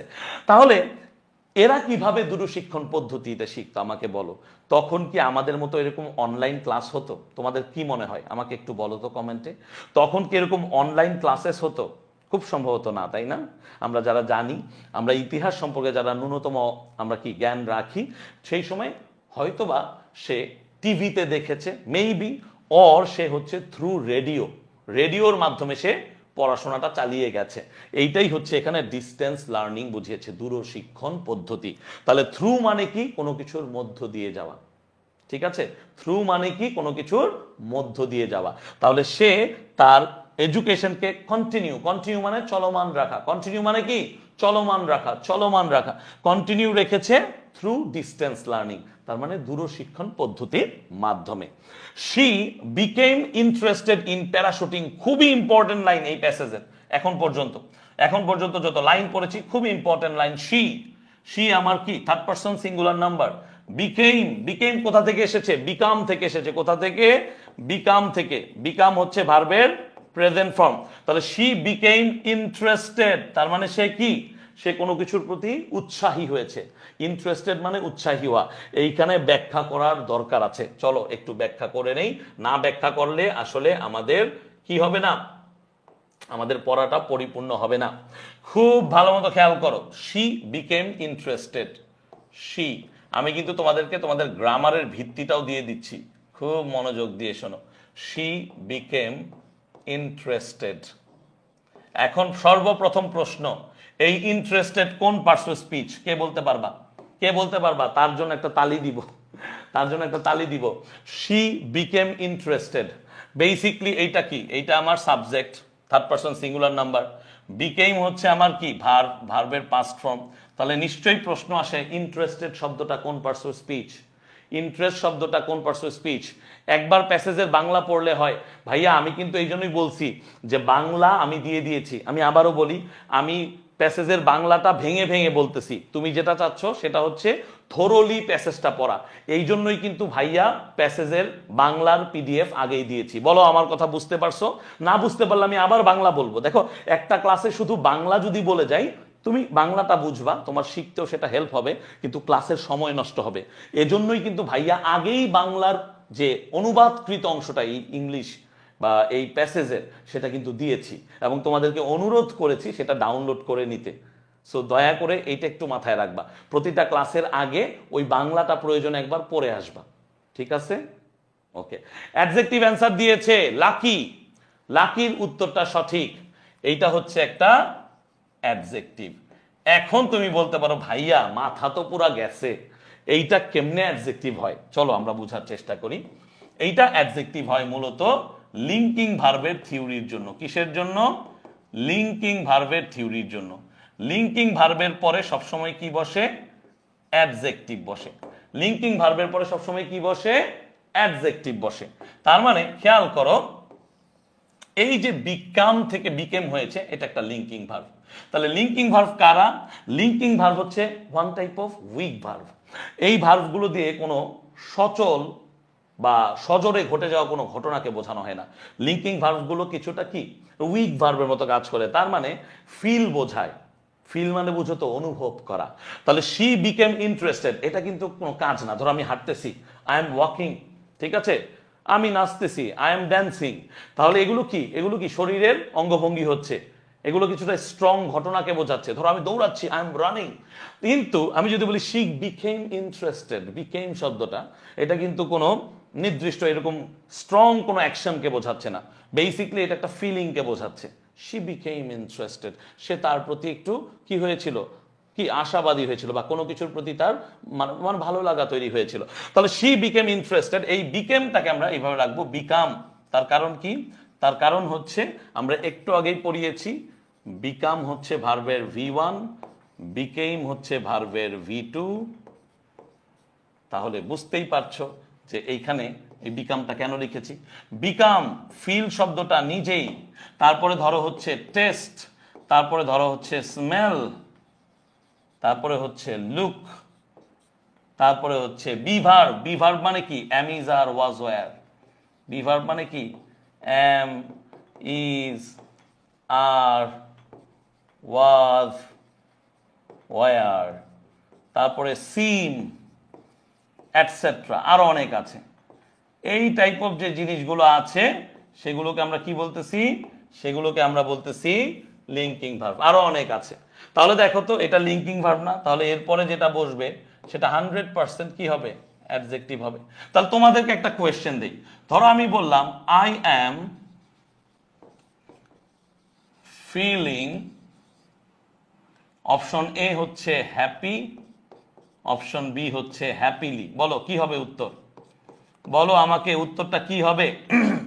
বলো আমাকে একটু কমেন্টে উত্তরটা কি হবে। তাহলে খুব ভালো করে খেয়াল করো, খুব ভালো করে খেয়াল করো। এখানে আমরা দিয়েছিলাম এই যে ফিল ভার্বটা, এখানে এই হচ্ছে আমার সাবজেক্ট, সাবজেক্টের পরে বি ভার্ব আছে এবং তারপরে এই জন্য আইএনজি হয়েছে। তাহলে এরপরে কি বসবে? আমাদের ক্লু বলে এরপরে অ্যাডজেক্টিভ বসবে। তাহলে আই এম ফিলিং হ্যাপি নাকি হ্যাপিলি? হ্যাপি হচ্ছে অ্যাডজেক্টিভ, হ্যাপিলি হচ্ছে অ্যাডভার্ব। বলো উত্তর কি হবে? বলো উত্তর কি হবে? অবভিয়াসলি উত্তর হবে হ্যাপি। হ্যাপিলি কিন্তু উত্তর হবে না। I am feeling happy. তাহলে সিম্পল জিনিস না এগুলো? কঠিন? আমাকে বলো তো কঠিন? বেসিকলি ওয়েল হচ্ছে একটা অ্যাডভার্ব, ওয়েল হচ্ছে একটা অ্যাডভার্ব, গুড হচ্ছে একটা অ্যাডজেক্টিভ। গুড হচ্ছে কি? একটা অ্যাডজেক্টিভ। তাহলে বলো, তুমি ধরো রাতের খাবার খাবা একটু পরে, তোমরা অনেকে ডিনার করেছো বা অনেকে ডিনার করোনি, ডিনার করবা। তাহলে এই যে রাতের খাবার খাবা, রাতের খাবারটা ধরো অনেক টেস্টি হলো, রাতের খাবারটা কি হলো? অনেক টেস্টি হলো। তাহলে একটা কোয়েশ্চেন এরকম আসলো, কি আসলো কোয়েশ্চেনটা? দিস ফুড টেস্টস, এটা কিন্তু ভর্তি পরীক্ষায় এসেছিল। This food taste dash. বলো কি হবে উত্তর? তোমাদের কাছে অপশন হচ্ছে ওয়েল আর গুড। ওয়েল আর গুড হচ্ছে অপশন। তাহলে কোয়েশ্চেন কি? This food tastes. তাহলে এখানে দেখো তো, টেস্ট নামক একটা ভার্ব এখানে আসে না, যেটাকে আমরা লিঙ্কিং ভার্ব বলতেছি। তাহলে লিঙ্কিং ভার্বের পরে কি বসে? অ্যাডজেক্টিভ বসে। তাহলে আমার অ্যান্সারটা কি হবে বাবা? আমার অ্যান্সারটা কি হবে? আমার অ্যান্সারটা হবে good. This food tastes good. বলো পারবা? লিঙ্কিং ভার্ব বুঝবা? মনে থাকবে লিঙ্কিং ভার্বের প্রসেসটা? লিঙ্কিং ভার্ব মনে থাকবে সবার? বুঝতে পেরেছি? হ্যাঁ, সবাই গুড লিখতেছে। Very good, very good. তোমরা গুড লিখেছো তাই তোমাদেরকে ভেরি গুড। বলো বোঝা গেছে? বোঝা গেছে পড়াটা? বোঝা গেছে? তাহলে she became interested in parachuting, she became interested in parachuting, in parachuting. এখন প্রশ্ন আসে প্যারাশুটিং শব্দটা কোন পার্টস অফ স্পিচ? প্যারাশুটিং হচ্ছে জেরান। খাতায় লিখো, প্যারাশুটিং কি? প্যারাশুটিং হচ্ছে জেরান। কেন স্যার? তার কারণ হচ্ছে, মনে রাখবা, প্রিপোজিশনের পরে কখনো ভার্ব বসে না এক্সেপ্ট টু। কখনোই প্রিপোজিশনের পরে ভার্ব বসে না এক্সেপ্ট টু। আর প্রিপোজিশনের পরে ভার্বের যে ফর্মটা বসে ভিআইএনজি, তার নাম হচ্ছে জেরান। বলো কি বলছি? প্রিপোজিশনের পরে কখনোই ভার্ব বসে না, প্রিপোজিশনের পরে কখনোই ভার্ব বসে না এক্সেপ্ট টু। এক্সেপ্ট টু কেন? এই যে ইনফিনিটিভ, টু প্লাস ভার্বের বেস ফর্ম, টু প্লাস ভার্বের বেস ফর্ম, এর নাম হচ্ছে কি? এর নাম হচ্ছে ইনফিনিটিভ। এর নাম কি? ইনফিনিটিভ। তাহলে যদি প্রিপোজিশনের পরে ভিআইএনজি বসে, যদি প্রিপোজিশনের পরে ভিআইএনজি বসে, সেটাকে আমরা বলবো জেরান। বলো বুঝতে পারছো কিনা? জেরান। কোনটা অ্যাডজেক্টিভ আর কোনটা অ্যাডভার্ব কিভাবে বুঝবো আমরা? খুবই সুন্দর কোয়েশ্চেন বাবা। কোনটা অ্যাডজেক্টিভ কোনটা অ্যাডভার্ব সেটা বুঝবো হচ্ছে সেই শব্দটার নেচার অনুযায়ী, সেই শব্দটার নেচার অনুযায়ী। একটু পরে এটার ব্যাখ্যা দিচ্ছি। এর অনেকগুলো রুলস আছে। তোমরা সাফিক্স প্রিফিক্স পড়েছো ক্লাস 9-10-এ, মনে আছে সবার? সাফিক্স প্রিফিক্স পড়েছিল না? এই adjective, adverb, noun, pronoun, pronoun তো না, নাউন, অ্যাডজেক্টিভ, অ্যাডভার্ব, ভার্ব, এগুলো চেনানোর জন্যই তোমাদেরকে সাফিক্স আর প্রিফিক্স পড়ানো হয়েছিল। তোমরা অনেকেই হয়তো তখন বুঝতে পারো নাই যে আমরা কেন সাফিক্স প্রিফিক্স পড়তেছি। সাফিক্স প্রিফিক্স পড়ার মূল উদ্দেশ্য ছিল নাউন, অ্যাডজেক্টিভ, অ্যাডভার্ব, ভার্ব, এই 4টা পার্টস অফ স্পিচ চেনা।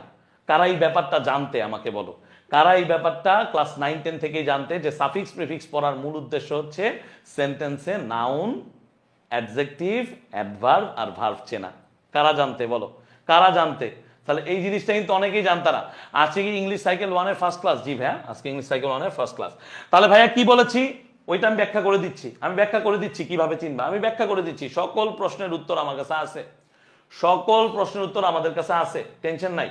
ওকে, সকল প্রশ্নের উত্তর আমার কাছে আছে। 30 আগস্ট শুরু হওয়ার কথা ছিল, আমরা 3 সেপ্টেম্বর থেকে শুরু করছি, ওইটা ব্যাপার না। মনোযোগ দাও এখানে কি বলতেছি। তাহলে she became interested in parachuting, তাহলে এই প্যারাশুটিংটা হচ্ছে জেরান্ড। এই প্যারাশুটিং শব্দটা কি? জেরান্ড। কি বলেছি?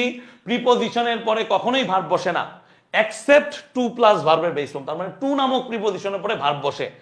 আর এই যে প্রিপোজিশনের পর যেটাকে তুমি ভার্ব বলতেছো, এটা আসলে ভার্ব না, এটার নাম হচ্ছে জেরান। ওকে, আমি উত্তরটা আরো ক্লিয়ারলি দেই, তাহলে হয়তো বুঝতে পারবা। চলো একটু বুঝাই, আমি একটু বুঝাই। ধরো তোমাদের প্রশ্নে একটা আসলো এরকম, you can not succeed, you can not succeed without dash hard. বলো তো আমাকে এখানে উত্তরটা কি হবে? আমাকে দ্রুত উত্তরটা দাও, আমাকে দ্রুত উত্তরটা দাও। You can not succeed without dash hard.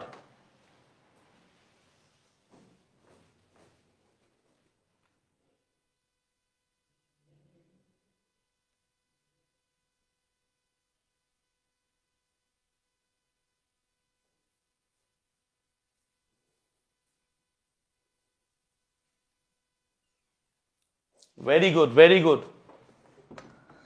এই যে সঠিক উত্তর দিয়ে দিছ, এই যে সঠিক উত্তর দিয়ে দিছ। তার মানে কি? তার মানে হচ্ছে তুমি বুঝতে পারতেছো এই যে উইদাউট শব্দটা, এই যে উইদাউট শব্দটা, এই উইদাউট একটা কি? এই উইদাউট একটা প্রিপোজিশন, এই উইদাউট একটা প্রিপোজিশন। আর ভাইয়া মাত্র পড়িয়েছি যে টু ব্যতীত, টু প্লাস ভার্বের বেস ফর্ম, এটাকে বলা হয় ইনফিনিটিভ। এটাকে কি বলা হয়? ইনফিনিটিভ। ঠিক আছে, তাহলে এই ছাড়া যতগুলো প্রিপোজিশন থাকে, সেই প্রিপোজিশনের পরে কি বসে? ভিআইএনজি বসে। এন্ড এই ভিআইএনজির নামটা কি? এই ভিআইএনজির নাম হচ্ছে জেরান্ড। কি নাম এটা? জেরান্ড। একটু আগে আমি তোমাদেরকে পড়ালাম জেরান্ড কি হিসেবে বসতে পারে? নাউন হিসেবে। কি হিসেবে? নাউন হিসেবে বসতে পারে, নাউন হিসেবে বসতে পারে। ঠিক আছে, তাহলে এখন আমাকে বলো, এখন আমাকে বলো, উত্তরটা তো তোমরা দিয়েছো ওয়ার্কিং পারফেক্ট, ওয়ার্কিং পারফেক্ট। এখন তোমাদের কি এই প্রশ্নটা বারবার আসে না? এখন দেখো এই প্রশ্নটা আসে না বারবার, যে reading dash a good habit. তাহলে এখান থেকে প্রচুর পরিমাণ প্রশ্ন এই টাইপের বোর্ড এক্সামে আসে রাইট ফর্মস অফ ভার্বসে। তাহলে এই রুলসটা লিখে রাখো আমার সাথে সাথে। সেটা কি, যে জেরান্ডের পরে কি হয়, জেরান্ডের পরে সিঙ্গুলার নাউন সিঙ্গুলার ভার্ব হয়। লিখো কি হয়, সিঙ্গুলার ভার্ব হয়। তাহলে আর এবং ইজ কোনটা সিঙ্গুলার ভার্ব বলো, আর এবং ইজ কোনটা সিঙ্গুলার ভার্ব, ইজ হচ্ছে সিঙ্গুলার ভার্ব। তাহলে উত্তরটা কি হবে, উত্তরটা হবে সিম্পল ইজ।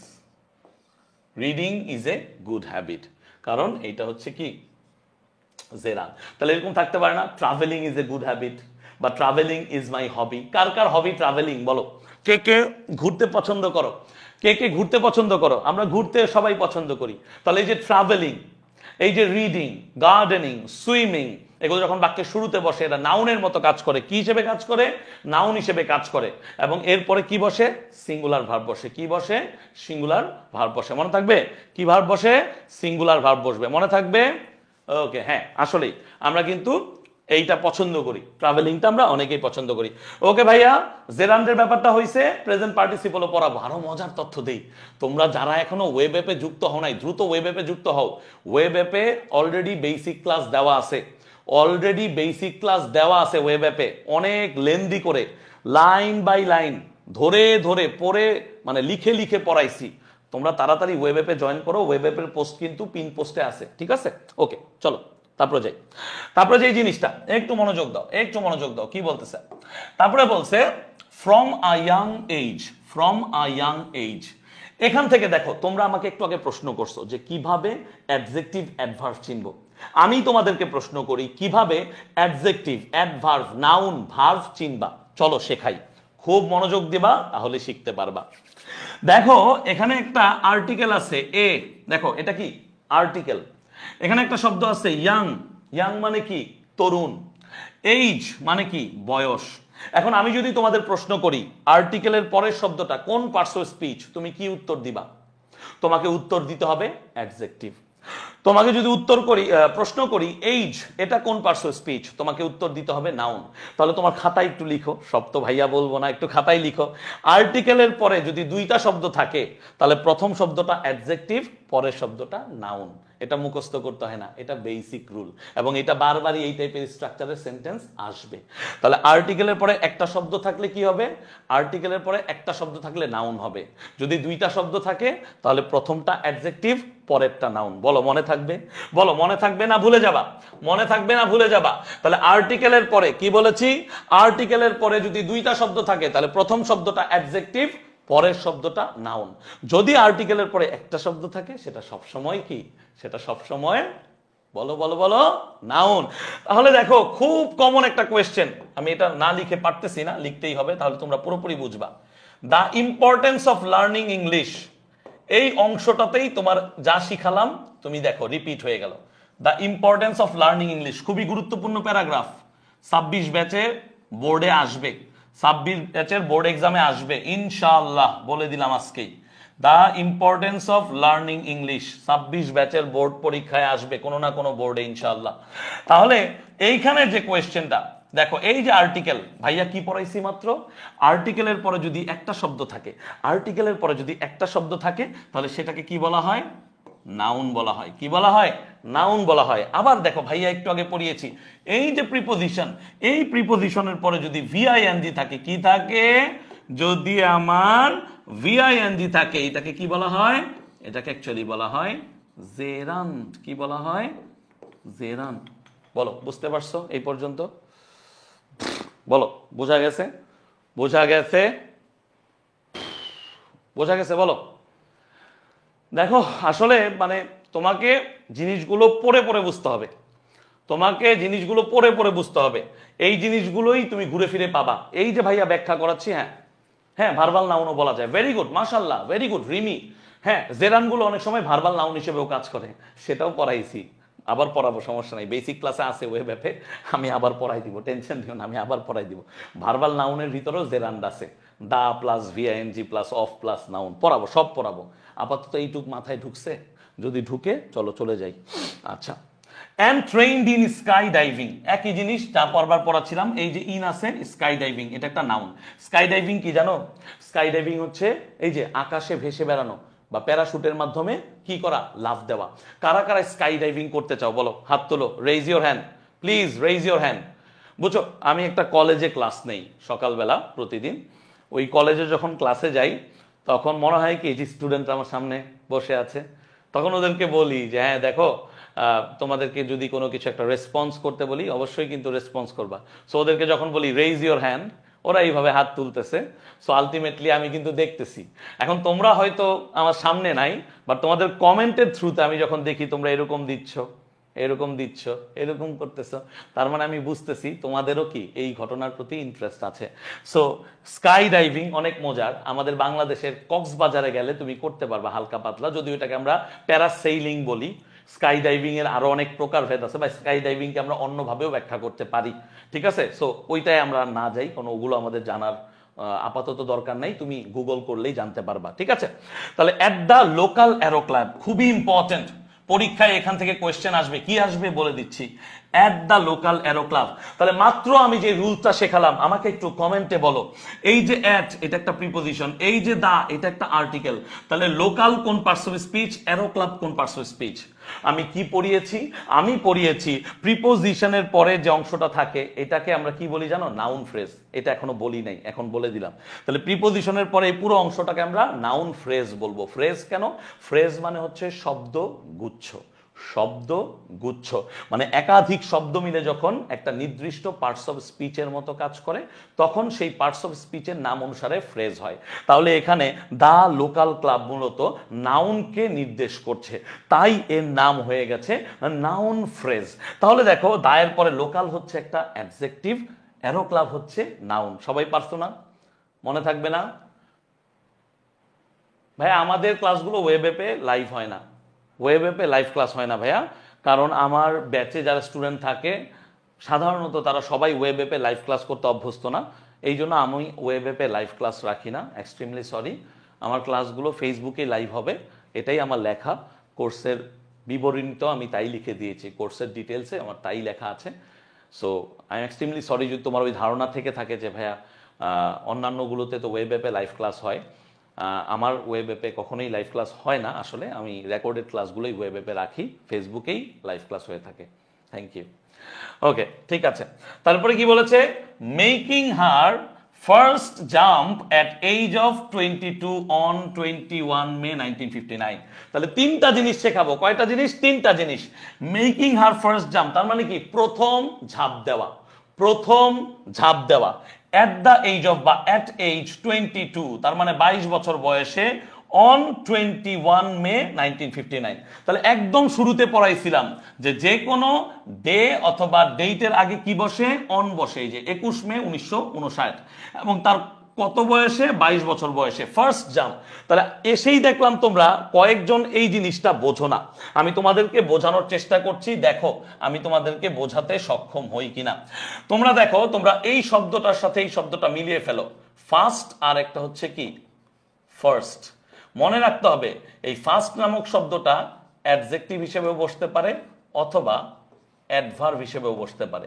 আর এই ফার্স্ট শব্দটা সাধারণত কি হয়ে থাকে বলতো? অ্যাডজেক্টিভ হয়ে থাকে। কি হয়ে থাকে? অ্যাডজেক্টিভ হয়ে থাকে। তাহলে বোঝার চেষ্টা করো। একটু আগে তোমরা বলছিলা যে ভ্যালেন্টিনা তেরেস্কোভাকে প্রথম, ভ্যালেন্টিনা তেরেস্কোভার নামটা প্রথম শুনেছো। একজন লিখছিল আমি ফার্স্ট শুনেছি, ফার্স্ট না, তোমার উত্তরটা ভুল ছিল। তোমাকে বুঝতে হবে তুমি এইটা শুনেছিলা ফার্স্ট। ওই যে ক্রম আছে না, 1 2 3 4 5, ওইটা হচ্ছে সেই ফার্স্ট। ওকে, তাহলে তুমি যদি কোনো কিছু প্রথম শুনে থাকো তুমি বলবা হচ্ছে কি? ফার্স্ট। ওকে, সেটা অ্যাডজেক্টিভ। এখন প্রশ্ন হচ্ছে ভাইয়া তাহলে এইটা কিভাবে অ্যাডভার্ব? তাহলে আমি একটা বললাম যে, খেয়াল করো, আমি বললাম দিস ইজ এ ফাস্ট কার। আবার একটা সেন্টেন্স বললাম, দিস কার রানস ফাস্ট। খেয়াল করো, খুব মনোযোগ দিয়ে খেয়াল করো, খুব মনোযোগ দাও। তাহলে this is a first car, first car, তার মানে কি গাড়িটা অনেক দ্রুত গতিতে চলে, দ্রুত গতির গাড়ি। তাহলে কারের আগে আমরা কি বসাচ্ছি? ফাস্ট। আমি একটু আগেই তোমাদেরকে পড়িয়েছি নাউনকে প্রিমডিফাই কে করতে পারে? নাউনকে প্রিমডিফাই করতে পারে অ্যাডজেক্টিভ। তাহলে আমাকে বলো তো এটা এখানে কি, আমাকে একটু কমেন্টে বলো তো এটা এখানে কি। এটা একটা অ্যাডজেক্টিভ। আবার বলতেছি এই গাড়িটা খুব দ্রুত দৌড়ায়।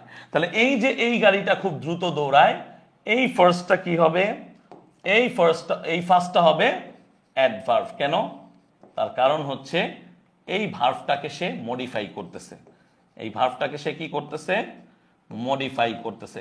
তাহলে ভার্বকে এরকম পোস্ট মডিফাই করে কারা? অ্যাডভার্ব করে। এগুলো আমরা মডিফায়ারে পড়বো, বুঝতে পারছো? এই জায়গায় গাড়িটা যদি দ্রুত গতি না হতো আমরা বলতে পারতাম কি?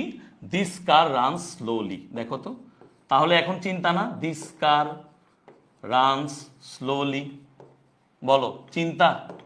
এই যে স্লোলি শব্দটা, এটা একটা কি? অ্যাডভার্ব হইতো। এটা একটা কি হইতো? অ্যাডভার্ব হইতো। তার মানে ভাই এটাই বুঝাতে চাচ্ছি তোমরা কিভাবে চিনবা অ্যাডজেক্টিভ কোনটা অ্যাডভার্ব কোনটা। এই যে দেখো প্রথম rule, adjective plus noun, sorry noun বলতেছি, adjective plus LY. Adjective plus কি? Adjective plus LY equals adverb. Adjective plus LY equals adverb. তাহলে একটু আগে দেখো স্লোলি শব্দটা, স্লোলি শব্দটা, স্লো হচ্ছে একটা অ্যাডজেক্টিভ প্লাস এলওয়াই, এটা হচ্ছে কি? অ্যাডভার্ব। একইভাবে এই যে ফার্স্ট শব্দটা, তাহলে এটা কি হবে? এটা হবে ফার্স্টলি। ওই যে আমরা প্যারাগ্রাফে ইউজ করতাম ফার্স্টলি সেকেন্ডলি, মনে আছে? প্যারাগ্রাফে ফার্স্টলি সেকেন্ডলি, ঠিক আছে। And last but not the least আমাদের কি ছিল? First jump. ফার্স্ট জাম্প, প্রথম জাম্প, নাউন অ্যাডজেক্টিভ। পারবা সবাই? বলো পারবা? কঠিন কিছু? একদম কঠিন না, বুঝতে হবে, বুঝতে হবে। বুঝলেই উত্তর করতে পারবা, বুঝলেই উত্তর করতে পারবা। তাহলে আমাকে বলো পরীক্ষার প্রশ্ন যদি আসে, খেয়াল করো, মনোযোগ দাও। অ্যাট দি লোকাল ক্লাব, পরীক্ষার প্রশ্নে আসতে পারে লোকাল শব্দটার অ্যাডভার্ব কি? উত্তরে কি লিখবা বলো? What is the adverb form of the word local? Local, sorry not adjective, adverb. Local শব্দটার অ্যাডভার্ব কি? উত্তর বলো আমাকে, কমেন্টে উত্তর বলো দ্রুত। লোকাল শব্দটার অ্যাডভার্ব কি? লোকাল শব্দটার অ্যাডভার্ব কি? দ্রুত বলো।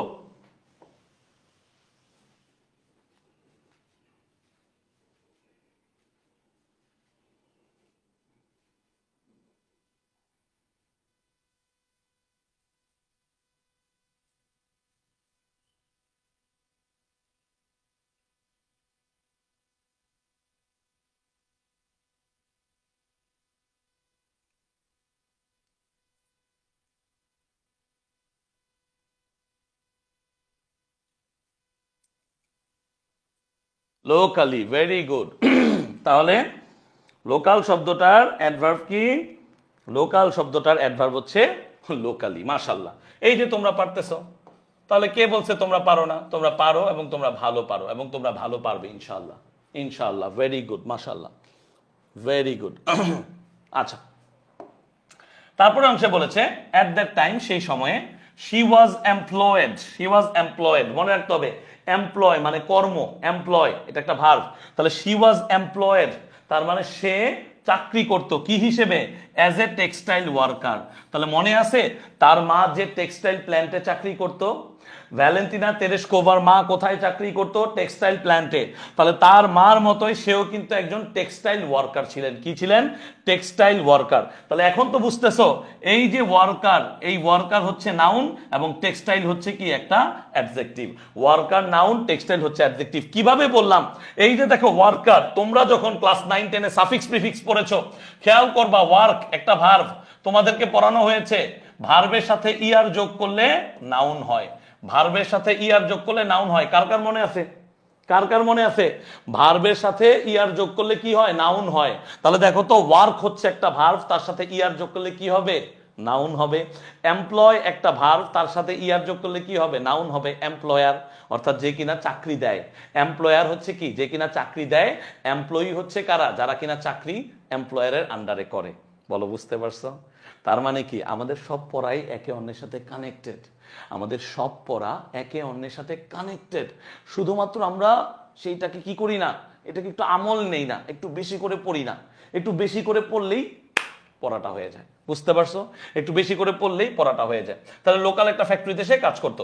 ইট ওয়াজ হার এক্সপার্টিজ, এটা ছিল তার কি, এটা ছিল তার দক্ষতা। ইট ওয়াজ হার এক্সপার্টিজ।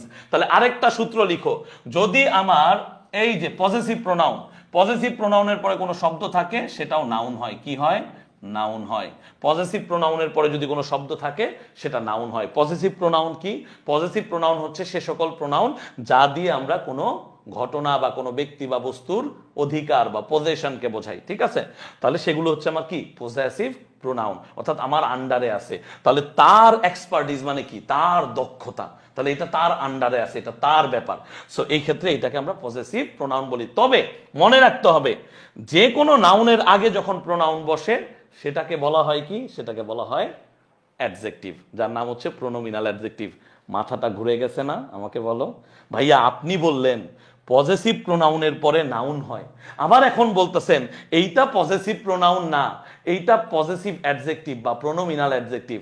ব্যাখ্যা করার দরকার আছে না? চলো এটাও ব্যাখ্যা করে দিচ্ছি। চলো এটাও ব্যাখ্যা করে দিচ্ছি, খুবই সিম্পল পড়া। তাহলে আগে কি বলবো? Possessive pronoun. প্রত্যেকটা জিনিস এখান থেকেই শিখবো ইনশাআল্লাহ, ক্লাস লম্বা হোক, ডাজেন্ট ম্যাটার। পজেসিভ প্রোনাউনের পরে সাধারণত কি বসে? নাউন বসে। কি বসে? নাউন বসে। পজেসিভ প্রোনাউন কারা আগে বোঝার চেষ্টা করি। প্রোনাউনের তিনটা ফর্ম। প্রোনাউনের কয়টা ফর্ম? আমার সাথে সাথে লিখো এবং পড়ে ফেলো। প্রোনাউনের তিনটা ফর্ম। কি কি সেগুলো? প্রোনাউনের তিনটা ফর্মের একটা হচ্ছে ব্যক্তিগত ফর্ম, তার মানে কি পার্সোনাল প্রোনাউন, যেটাকে আমরা বলতেছি পার্সোনাল প্রোনাউন, ঠিক আছে? যেটার আরেকটা নাম হচ্ছে সাবজেক্টিভ। কি সেটা? সাবজেক্টিভ। এরপরে যেটা আছে সেটা হচ্ছে অবজেক্টিভ। আরেকটা হচ্ছে কি? পজেসিভ। ঠিক আছে? তাহলে আগে বুঝার চেষ্টা করি। সাবজেক্টিভ বা পার্সোনাল হচ্ছে যেটা বাক্যের শুরুতে সাবজেক্ট হিসেবে বসে। খুব ভালো মতো খেয়াল করো। I, we, you, he, she, they. Okay, আচ্ছা। তারপরে যেটা আসে সেটা হচ্ছে অবজেক্টিভ, বাক্যের অবজেক্ট হিসেবে বসে। তাহলে আই এর অবজেক্ট কি? মি। উই এর হচ্ছে আস। ইউ এর হচ্ছে ইউ। হি এর হচ্ছে হিজ। শি এর হচ্ছে হার। দে এর হচ্ছে দেম, তাই না? এটা ভুল। হি এর হচ্ছে হিজ না, হি এর হচ্ছে হিম। এইভাবেই ভুলটা হয়। ওকে, তাহলে পজেসিভ কি? পজেসিভ হচ্ছে মি এর পরে মাই, আসেরটা হবে কি? আওয়ার। ইউ হচ্ছে ইয়োর। হিম হচ্ছে হিজ, যেটা একটু আগে দেখলাম, সরি হার দেখলাম, হার। আর এটা হচ্ছে কি? দেয়ার। বোঝার চেষ্টা করো, দেখো এই জিনিসগুলো বোঝো। তার মানে এই যে তিনটা ফর্ম প্রোনাউনের, এর মধ্যে এইটা হচ্ছে কি? পজেসিভ। তাহলে এই পজেসিভ প্রোনাউনের পর আমরা কি বলতেছি? নাউন। কিন্তু নাউনের একটা বিশেষত্ব আছে, সেটা কি? নাউনের আগে সাধারণত কি বসতে পারে? নাউনের আগে বসতে পারে অ্যাডজেক্টিভ। কি বসতে পারে? অ্যাডজেক্টিভ বসতে পারে। তার মানে যখনই কোনো নাউনের আগে প্রোনাউন বসে, নাউনের আগে প্রোনাউন বসে, সেটা অটোমেটিকলি প্রোনোমিনাল অ্যাডজেক্টিভে পরিণত হয়। বলো আমার সাথে সাথে, যখনই কোনো নাউনের আগে প্রোনাউন বসে সেটাকে আমরা প্রোনোমিনাল অ্যাডজেক্টিভ বলবো। কি বলবো? Pronominal adjective. তাহলে আমাদের এখানে শব্দটা কি ছিল? শব্দটা ছিল খুবই সিম্পল, হার এক্সপার্টিজ। এগুলো ভর্তি পরীক্ষায় আসবে, এগুলো ভর্তি পরীক্ষায় 100% আসবে। তাহলে হার এক্সপার্টিজ। আমি আবারও বলি, আমার কোর্সে আমি কখনো বলি না যে তোমাদের একাডেমিক থেকে শুরু করে অ্যাডমিশন সব পড়াই দিব। তবে যেভাবে আমরা পড়ি, কোনো একটা স্টুডেন্টের একাডেমিক অ্যাডমিশন সারা জীবনের যত বেসিক পড়াশোনা আছে ক্লিয়ার হয়ে যায় ইনশাল্লাহ, যদি সে মনোযোগ দিয়ে ক্লাসগুলো করে। ঠিক আছে? এক একটা ক্লাস এক একটা মাইল ফলক হবে ইনশাল্লাহ। তাহলে এই ক্ষেত্রে এই যে এক্সপার্টিজ, এটা হচ্ছে কি? দক্ষতা। এইটা হচ্ছে এখানে নাউন। এইটা কিন্তু আর কি নাই? প্রোনাউন নাই। এটা কি হয়ে গেছে? এটা হয়ে গেছে প্রোনোমিনাল অ্যাডজেক্টিভ। আরো ইজিলি বললে পজেসিভ অ্যাডজেক্টিভ, পজেসিভ অ্যাডজেক্টিভ। হ্যাঁ, গ্রুপে রেকর্ডেড ক্লাস থাকবে। বলো বুঝতে পারছো? যদি বুঝতে না পারো তাহলে আরেকটা উদাহরণ দেই। এই যে দেখো, খেয়াল করো সবাই, আরেকটা উদাহরণ দিচ্ছি, খেয়াল করো, তাহলেই বুঝতে পারবা। একটু আগে পড়াইলাম, দেখো তো, একটু আগে পড়াইলাম দিস কার, দিস কার। তাহলে এখানে কার হচ্ছে নাউন। তাহলে আমার বলো তো, এই দিসটা কি প্রোনাউন নাকি অ্যাডজেক্টিভ? এই দিসটা কি প্রোনাউন নাকি অ্যাডজেক্টিভ? আমি একটু আগে কি বলেছি, যদি নাউনের আগে বাই চান্স প্রোনাউন পড়ে যায় তাহলে ওই প্রোনাউনটার প্রোনাউন থাকে না, ওইটা হয়ে যায় প্রোনোমিনাল অ্যাডজেক্টিভ। ঠিক আছে, দিস হচ্ছে একটা প্রোনোমিনাল অ্যাডজেক্টিভ, কারণ এরপরে নাউন আছে। একইভাবে এই দিস, এইটা কিন্তু অ্যাডজেক্টিভ না। কেন? কারণ এই দিসের পরে কি আছে? ভার্ব আছে। তাহলে এইরকম প্রোনাউনের পরে যদি সরাসরি ভার্ব থাকে তাহলে সেই প্রোনাউনটার অ্যাডজেক্টিভে পরিণত হয় না। বলো বুঝছো নাকি আবার বলবো? তাহলে প্রোনাউনের পরে যদি সরাসরি ভার্ব থাকে অথবা প্রোনাউন যদি বাক্যের শেষে বসে তাহলে সেই প্রোনাউনটা প্রোনাউনই থাকে। যেমন for example, I know this, I know this, এই দিসটা কিন্তু একটা প্রোনাউন। এটা কিন্তু একটা কি? এইটা একটা প্রোনাউন, এটা কিন্তু প্রোনোমিনাল অ্যাডজেক্টিভ না। একইভাবে দিস ইজ এ ফাস্ট কার, এই দিসটা সাবজেক্ট, এটা একটা প্রোনাউন। কিন্তু দিস কার, দিস কারের এই দিসটা প্রোনাউন না, এটা কি? Pronominal adjective. এটা কি? Pronominal adjective. বুঝতে পারছো? বলো বুঝা গেছে? প্রত্যেকটা জিনিস বুঝে পড়তে পারলে প্রবলেম হয় না, এবং এই পড়াগুলোই পরবর্তীতে যখন ভাইয়া বারবার করে বলবো দেখবা একদম ক্লিয়ার হয়ে গেছে মাথায়, কারণ এগুলো বারবার আসবে, এগুলো বারবার আসবে। বুঝতে পারছো? তাহলে ইট ওয়াজ আর এক্সপার্টিজ ইন স্কাই ডাইভিং, অর্থাৎ স্কাই ডাইভিং এ তার কি ছিল? দক্ষতা ছিল। দ্যাট লেড, এই লেড হচ্ছে ভার্বের V2, লেড মানে ধাবিত করেছিল, লিড হচ্ছে তার ভার্বের প্রেজেন্ট ফর্ম, লিড, লিড হচ্ছে ভার্বের প্রেজেন্ট ফর্ম। তাহলে that lead to her selection as a cosmonaut. Cosmonaut হচ্ছে রাশিয়ান অ্যাস্ট্রোনট। নর্মালি নভোচারীর ইংলিশ হচ্ছে অ্যাস্ট্রোনট, নর্মালি নভোচারীর ইংরেজি হচ্ছে অ্যাস্ট্রোনট। কিন্তু রাশিয়ার যারা অ্যাস্ট্রোনট আছেন, রাশিয়ার যারা অ্যাস্ট্রোনট আছেন তাদেরকে বলা হয় কসমোনট। মনে থাকবে, নর্মাল যে কোনো নভোচারীর ইংলিশ হচ্ছে অ্যাস্ট্রোনট, কিন্তু রাশিয়ার যারা অ্যাস্ট্রোনট আছে, রাশিয়া নামক দেশের অ্যাস্ট্রোনট বা নভোচারী যারা, তাদেরকে বলা হয় কসমোনট। তাহলে বাচ্চারা, তোমাদের কাছে আরেকটা কোয়েশ্চেন, এখানের হার কি বলো আমাকে? সিলেকশন হচ্ছে নাউন, সিলেকশন হচ্ছে কি? সিলেকশন হচ্ছে নাউন। তাহলে সিলেকশন যদি নাউন হয়, হার কি অ্যাডজেক্টিভ নাকি প্রোনাউন? তাড়াতাড়ি বলো কমেন্টে। যদি এখানে সিলেকশন নাউন হয় তাহলে হার শব্দটা কি অ্যাডজেক্টিভ নাকি প্রোনাউন? দ্রুত বলো, অ্যাডজেক্টিভ নাকি প্রোনাউন? দ্রুত বলো, হার শব্দটা এখানে অ্যাডজেক্টিভ নাকি প্রোনাউন? দ্রুত বলো।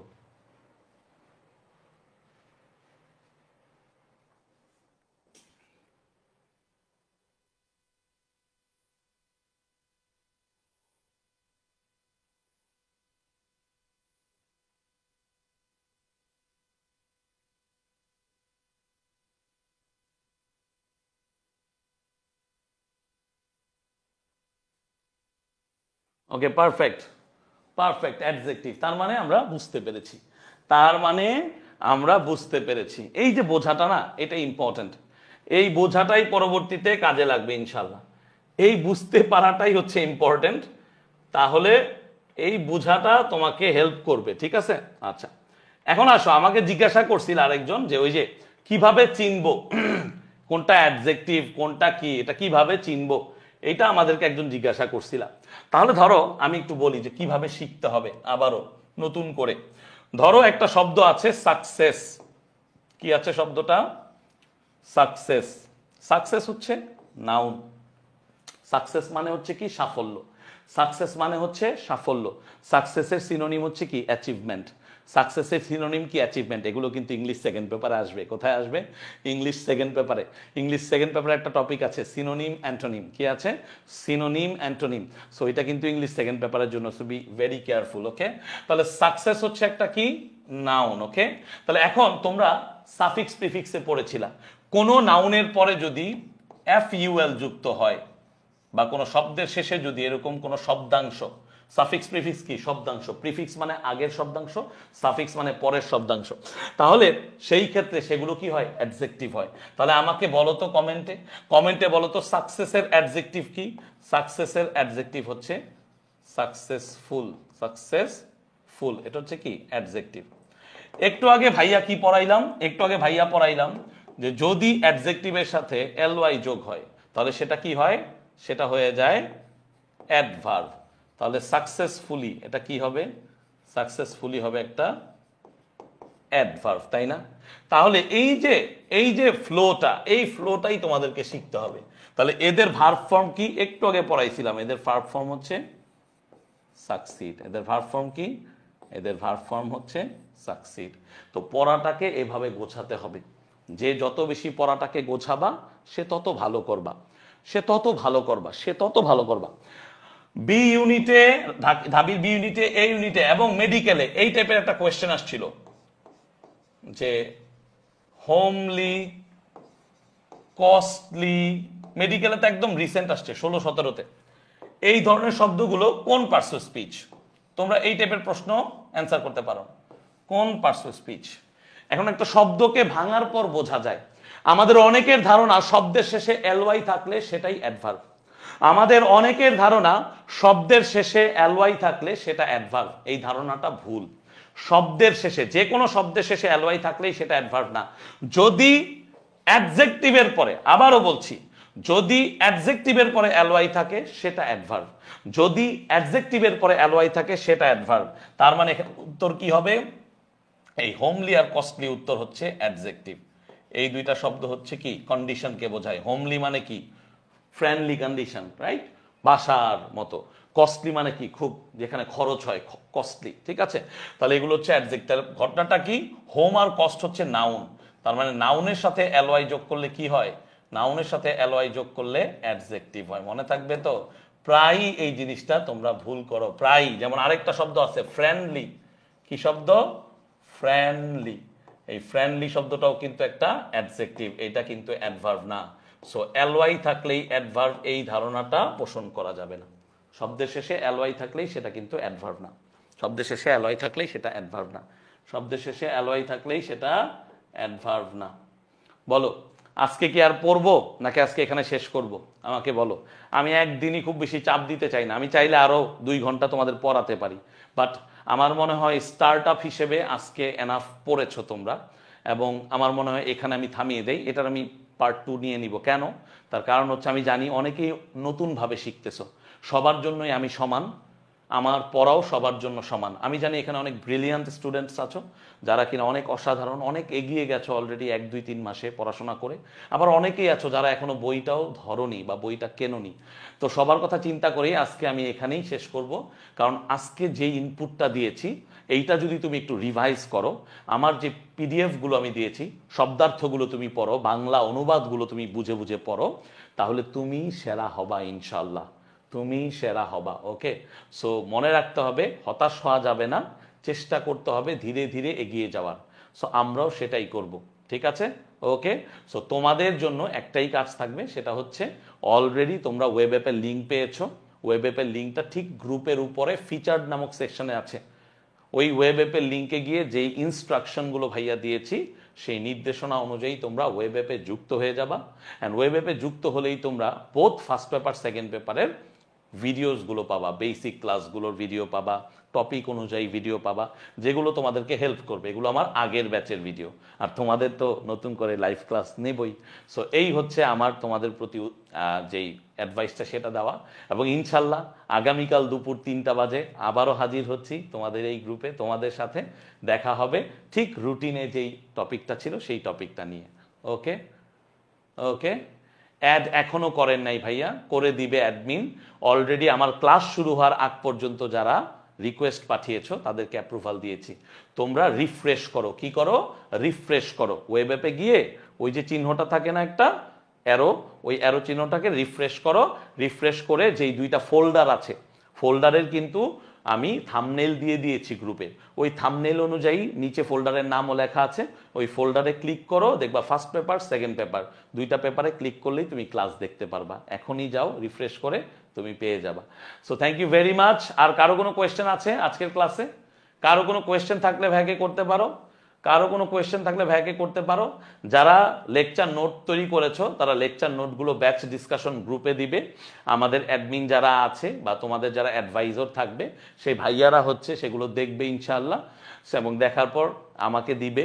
যেই ভালো নোটস যারা নিয়মিত করবা তাদেরকে আমি মান্থলি পুরস্কৃত করব ইনশাআল্লাহ। মান্থলি তারা প্রাইজ পাবে যারা ভালো ভালো নোটস তোমরা সাবমিট করবা ব্যাচ ডিসকাশন গ্রুপে, ঠিক আছে? সো এটাও একটা তোমাদের জন্য যেই কি বলে এটা একটা অ্যানাউন্সমেন্ট আমি দিয়ে দিলাম। ভোকাবুলারি কিভাবে মুখস্থ করব? দেখো, ভোকাবুলারি মুখস্থ করার জিনিস না। ভাইয়া কিন্তু তোমাদের জন্য একটা ছক এখানে দিয়ে দিয়েছি, দেখো তো। ভোকাবুলারি মুখস্থ করার জিনিস না, দেখো এরকম একটা ছক তোমাদের কিন্তু আছে। ভোকাবুলারিটাকে মুখস্থ না করে বুঝে বুঝে পড়ার চেষ্টা করতে হবে। আমাকে বুঝতে হবে যে স্ট্রাগল, স্ট্রাগল মানে কি? স্ট্রাগল মানে সংগ্রাম, যুদ্ধ। এইটাকে কিভাবে সেন্টেন্সে ব্যবহার করা যায়, সেন্টেন্সে ব্যবহার করার পর এর সিনোনিম কি হতে পারে, ঠিক আছে? স্ট্রাগলের সিনোনিম কি হতে পারে, এর বিপরীত শব্দ কি হতে পারে, এগুলো আমাদেরকে বুঝতে হবে। কথা বুঝতে পারছো? ওকে, আন্ডারস্টুড? বলো আমাকে, ঠিক আছে? সো এইভাবে এই জিনিসগুলোকে আমাদের কি করতে হবে? পড়তে হবে। যে ডিসকমফোর্ট, ডিসকমফোর্টের বাংলাটা কি, এটার কোন পার্টস অফ স্পিচ দেওয়া আছে, ঠিক আছে? দুই একটা যদি এদিক ওদিক হয়, অর্থাৎ দুই একটা যদি শব্দ এদিক ওদিক পাও আমাকে বলবা, ওইটা আমি কারেকশন করে দিব, ভয় পাওয়ার কিছু নাই। সো ভোকাবুলারি পড়তে হলে কি করতে হবে? আগে ভোকাবুলারি আগে একটু দেখবা, আগে একটু বাংলাগুলো পড়বা, তারপরে একটা দুইটা সিনোনিম বোঝার চেষ্টা করবা, অ্যান্টোনিম বোঝার চেষ্টা করবা, তারপরে একটা সেন্টেন্স লেখার চেষ্টা করবা। যখনই তুমি একটা সেন্টেন্স লিখে ফেলবা তোমার ওই শব্দটা তোমার জন্য ক্লিয়ার হয়ে যাবে, মানে বুঝতে ক্লিয়ার হবে তোমাদের। ওকে, ওই শব্দটা বুঝতে তোমাদের জন্য ক্লিয়ার হয়ে যাবে। সো এই হচ্ছে কথা। ভোকাবুলারি শিখতে হলে শুধু শুধু শুধু মুখস্থ করো, যে ভোকাবুলারি শীট ধরে মুখস্থ করব, কিছুক্ষণ হয়তো মনে রাখতে পারবা, এরপরে ভুলে যাবা। এবং আরেকটা গুরুত্বপূর্ণ জিনিস হচ্ছে, যখনই আমরা প্যাসেজগুলো পড়তেছি, প্যাসেজের লাইনগুলো যখন পড়তেছি, সেই লাইনগুলো পড়ার সাথে সাথে ভোকাবুলারি ধরার চেষ্টা করতে হবে।